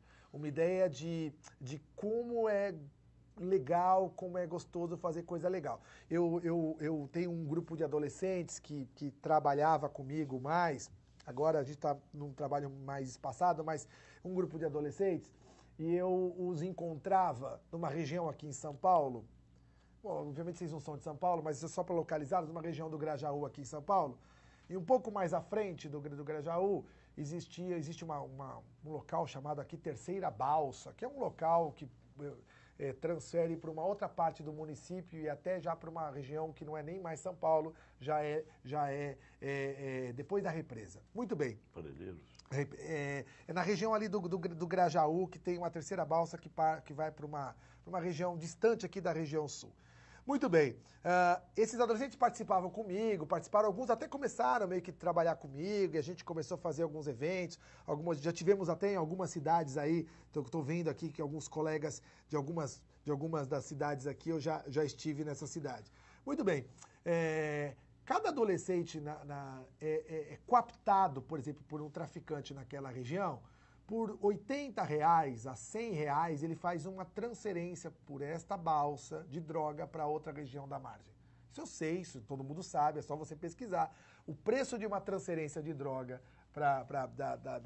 de uma margem para outra, e eles coaptam algumas pessoas para fazer esse transporte, era na época de R$60, R$70, deve ser isso hoje.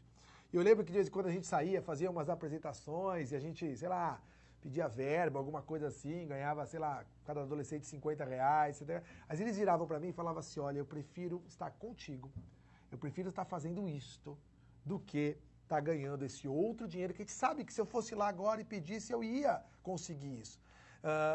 Isso que deve nos provocar. Deve ter alguma coisa melhor, deve ter alguma coisa mais legal para a gente fazer, e esse é o trabalho de quem trabalha com resiliência. Eu queria complementar. O Benito tocou assim em você olhar e promover e abrir o caminho para um curso ou para alguma coisa que complemente uma habilidade. Isso é muito importante porque isso que você trouxe, ele se torna visível, e alguém que se sinta olhado de verdade, não fazendo a minha cabeça, mas do meu lado e me vendo a necessidade que eu tenho e com cuidado. Isso muda, isso é um incentivo. Comprar é complicado, né? Sim. Comprar alguém não é complicado. Não seria Não é comprar, não pode ser comprado, Sim. mas senão eu viro o traficante que compro. Sim. E não o Benito que vai fazer uma apresentação. Sim. E ele vai ser visível de um outro lugar. A pergunta da Ana Mara Escugulha, de Piraju. Como trabalhar a prevenção, álcool e outras drogas na adolescência? É na escola? São em todos os locais, né? A gente trabalha com uma leitura multilocal, né? São todos os locais. Acho que esse trabalho é um trabalho de... Veja, não é um trabalho de álcool e drogas, não é um trabalho de gravidez, é um trabalho de sujeitos. Essa também é uma outra provocação que me inquieta muito. Assim, a gente caminha, e existem vários trabalhos que isso acontece. Trabalhem a questão do sujeito. Se você for ficar preocupado com a droga, você fica pirado, você fica maluco, porque a velocidade de desenvolvimento, a velocidade de substâncias que aparecem, a pressão existente, a estratégia... Olha, eu até brinco com vocês aqui, se numa próxima conferência o palestrante faltar, às vezes acontece, o palestrante aconteceu alguma coisa, algum imprevisto, chama um traficante. Chama um traficante aqui da região de Pinheiros e ele dá uma aula de adolescência melhor que a minha, melhor que a de todo mundo. O que mais conhece hoje o jovem adolescente, e essa é uma provocação, sabe mais que a gente, sabe as características da síndrome da adolescência normal e conhece até, ouso dizer, o cérebro. Nele, conhece até o cérebro. Talvez não tenha uma ressonância nuclear magnética funcional lá na biqueira, mas alguma coisa parecida devem ter. Que conhecem muito bem, né? Então não é brigar com o traficante, nem é brigar com a droga em si.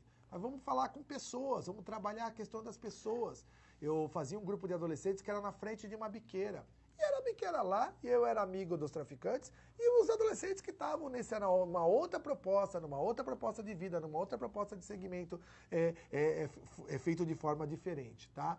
Então, o espaço é multilocal, a escola é um espaço importante, embora também se a escola adotar a estratégia só de falar dos efeitos ruins da maconha, não sei se isso vai... É importante que isso seja falado, mas não sei se esse é o ponto mais importante, se a gente não trabalhar com sujeitos, com pessoas, com seres desejantes, entender um pouquinho o que passa pela cabeça, motivação, né?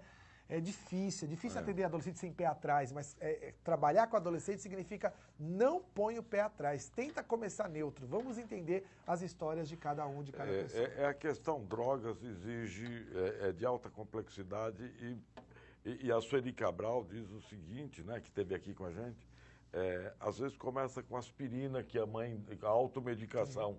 Sim. Né? Mas nós vamos passar a palavra agora para Taubaté, que pediu a palavra. Por favor, Taubaté no ar.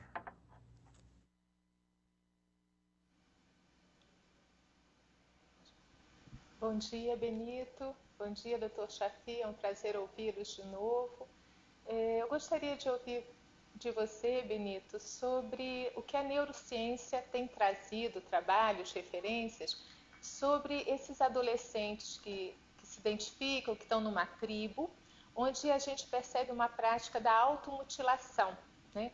Até que ponto isto vem da ordem social, ou até que ponto a neurociência está nos mostrando algo aí desse conflito do prazer, da zona de prazer e do limite, que nos possa ajudar a entender melhor esse comportamento, que não é daquele comportamento da automutilação, de um transtorno psiquiátrico, mas é algo que a gente vê que tem um significado de uma inclusão social. Gostaria de te ouvir sua experiência. Obrigada mais uma vez. Passo a palavra. Muito obrigado. Nossa, que prazer ver as pessoas conhecidas. Fico muito feliz de vocês estarem nos assistindo aí. O cutting não é um assunto que eu sou o mais expert, talvez não tenha nem tanta experiência. Eu tenho a experiência de vê-los, atendê-los, de entender esse fenômeno, e isso corroborando um pouco do que a literatura tem dito, de um fenômeno, se bem abordado, transitório. Ele é transitório na maioria das vezes, né? Tem vários trabalhos mostrando a perpetuação disso na vida adulta muito baixa, muito baixa. Outra ideia que também participa desse entendimento do cutting, e que é a tentativa, pelo menos inicial, de não associar com alguma coisa na linha da destruição, da linha suicida. Não tem nada a ver, pelo contrário. Há uma leitura hoje do cutting mais como vida do que morte. Muito comum, quem pega um paciente, quem pega um adolescente cortadinho, marcado, primeira pergunta: e aí, já se matou? Já tentou se matar? O que você tem feito? O que você quer morrer? Não é bem essa a explicação que ele tem. Eu não conheço especificamente estudos neurocientíficos, digamos assim, com imagem, com cérebro, para essas condições. Na verdade, os estudos neurocientíficos hoje ainda são muito relacionados ao entendimento da adolescência, digamos, sem os interferentes psicopatológicos, né?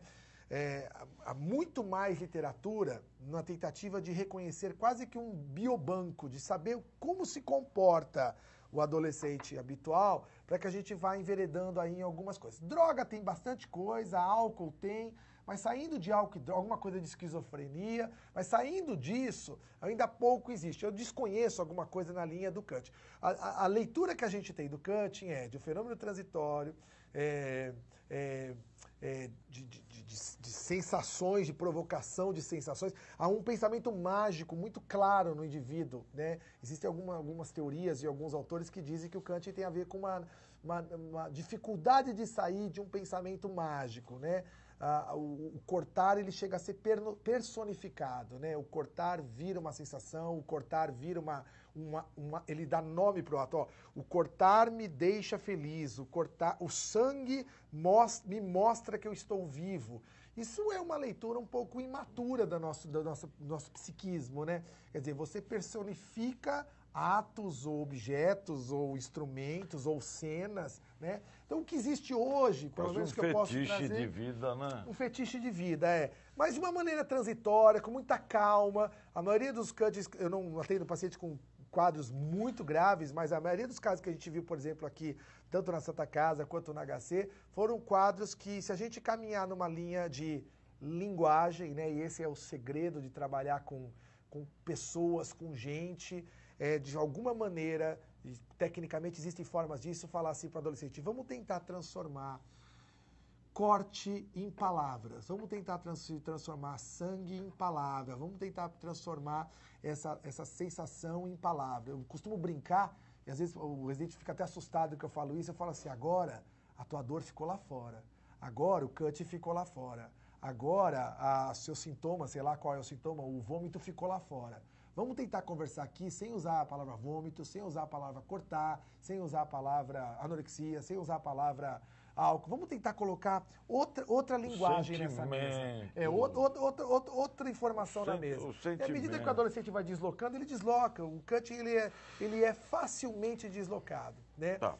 Benito, nós vamos ter que correr aqui, nós somos a 4 minutos e temos algumas perguntas. Então vamos ser objetivos. Eu vou fazer todas as perguntas que temos aqui e você vai tentar sintetizar a resposta. Tá. Veio uma pergunta aqui: qual o comportamento que os pais devem ter à frente ao uso incansável do computador pelos filhos? É uma pergunta que vem de Marisol de Serrana, Ribeirão Preto. Outra pergunta, primeiro a questão do computador. Como este estudo pôde cooperar e interferir em questões como discriminação das drogas e redução da maioridade penal? Sabemos que a iniciação às drogas dá-se muitas vezes na adolescência e jovens estão entrando cada vez mais cedo no mundo do crime, estimulados por quadrilhas. Abraços e parabéns pela videoconferência. Fernando Henrique, São Paulo. Comentário. Bom dia, Dr. Benito Lourenço. Parabéns pela exposição, contribuindo muito para que possamos entender e trabalhar com adolescentes, principalmente as explicações sobre a maturação do cérebro. Marta Perina, Guaí, São João da Boa Vista. Estamos em Piraju, numa discussão sobre este assunto, e temos mães de adolescentes na sala que identificam os próprios filhos e estamos discutindo como lidar com os adolescentes. Também. Fartura Coronel Macedo, articuladora Márcia Meira e Ana Mara, que sempre nos prestigia. Como nós vamos terminar com a sua fala, eu só queria botar aqui, fazer um esclarecimento. Quem precisar do certificado de participação desta videoconferência, acesse o www.saúdedoadolescente.sp.gov.br. Vai sair na tela, vocês podem acessar e solicitar o certificado de participação. Muito obrigado a todos e você palavras termina finais respondendo. aqui. Obrigado, Benito. Respondo e resumo. Essa discussão, eu imaginava que alguém ia perguntar isso e alguém ia falar, o que isso interfere em questões de políticas públicas, e o que isso interfere em questões, inclusive desse assunto que merece não, 3 videoconferências seguidas, que é a discussão de maioridade penal.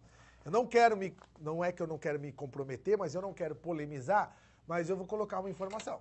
Os Estados Unidos, por exemplo, alguns estados não, todos os estados americanos acabam, isso é questão de meses atrás, de tirar da lei, arrancar da lei a ideia, por exemplo, de pena de morte menor de 18 anos. Exatamente porque teve um neurocientista que brigou e fez essa mudança da lei deles. Não quero polemizar isso é uma longa discussão, isso também eu não posso tirar a responsabilidade das pessoas, mas foi uma discussão recente, por exemplo, que alguns países já estão enfrentando. Eu queria deixar essa como mensagem final para vocês, talvez, além, obviamente, daquelas conclusões finais, né? Volta lá nos meus slides das conclusões finais, que talvez sejam os pontos mais importantes, no sentido de educar, de simplificar, de negociar, entendendo que você tem um indivíduo em maturação, né? Não lave as mãos de um adolescente dizendo ou dando uma responsabilidade para ele que a máquina dele ainda não permite. Esse cuidado talvez seja mais interessante. E talvez eu deixe como mensagem para vocês e todos vocês ligados na área de saúde, estou vendo aí pessoas que eu gosto muito e que eu sei que pensam dessa maneira, tentar trazer e buscar essa saúde centrada no paciente e não a saúde centrada no próprio profissional, né? Lembrei agora do computador, esqueci de falar do computador. Eu só queria colocar assim, quem perguntou colocou assim, esse uso incansável para nós. Para eles talvez não seja, ou para eles seja incansável e para nós seja cansável. Claro que a pergunta é muito ampla, depende de idade, cada momento da adolescência talvez eu teria uma abordagem diferente com as famílias, né? Mas isso tudo vem novamente dessa questão da ordem, da regra, da lei. Não adianta a gente querer olhar para trás, não adianta a gente querer reverter, são jovens absolutamente conectados, isso já está se refletindo em questões muito interessantes de cognição, muito interessantes de relacionamentos, muito interessantes de pessoas que sabem mais partilhar rede do que adultos que não sabem partilhar rede. A gente tem dificuldade de partilhar redes na idade adulta e eles conseguem fazer isso de uma maneira muito interessante e, claro, isso estimulado, de certa forma, pelo uso de todas as tecnologias que nós temos a nosso favor. Eu não acho que a gente tem que recriminar e tem que tentar reverter para o momento anterior, quando isso não existia. Isso é fato, está acontecendo, mas com regra, com lei, com ordem, com horários, né? Quando você pega um menino mais novinho, uma menina mais novinha, com regra, com horário. Claro que à medida que o indivíduo vai evoluindo, Benito, todos nós agora... Nós temos, né, que cortar. A tecnologia aqui já está no... Quem sabe a gente te traz uma nova... Muito bem. A discussão é ímpar, nós queremos agradecer a brilhante apresentação e convidando para um outro encontro. Muito bem, fico Muito à disposição. obrigado, Benito. Até a Ótimo, próxima. aprendi muito. Tchau.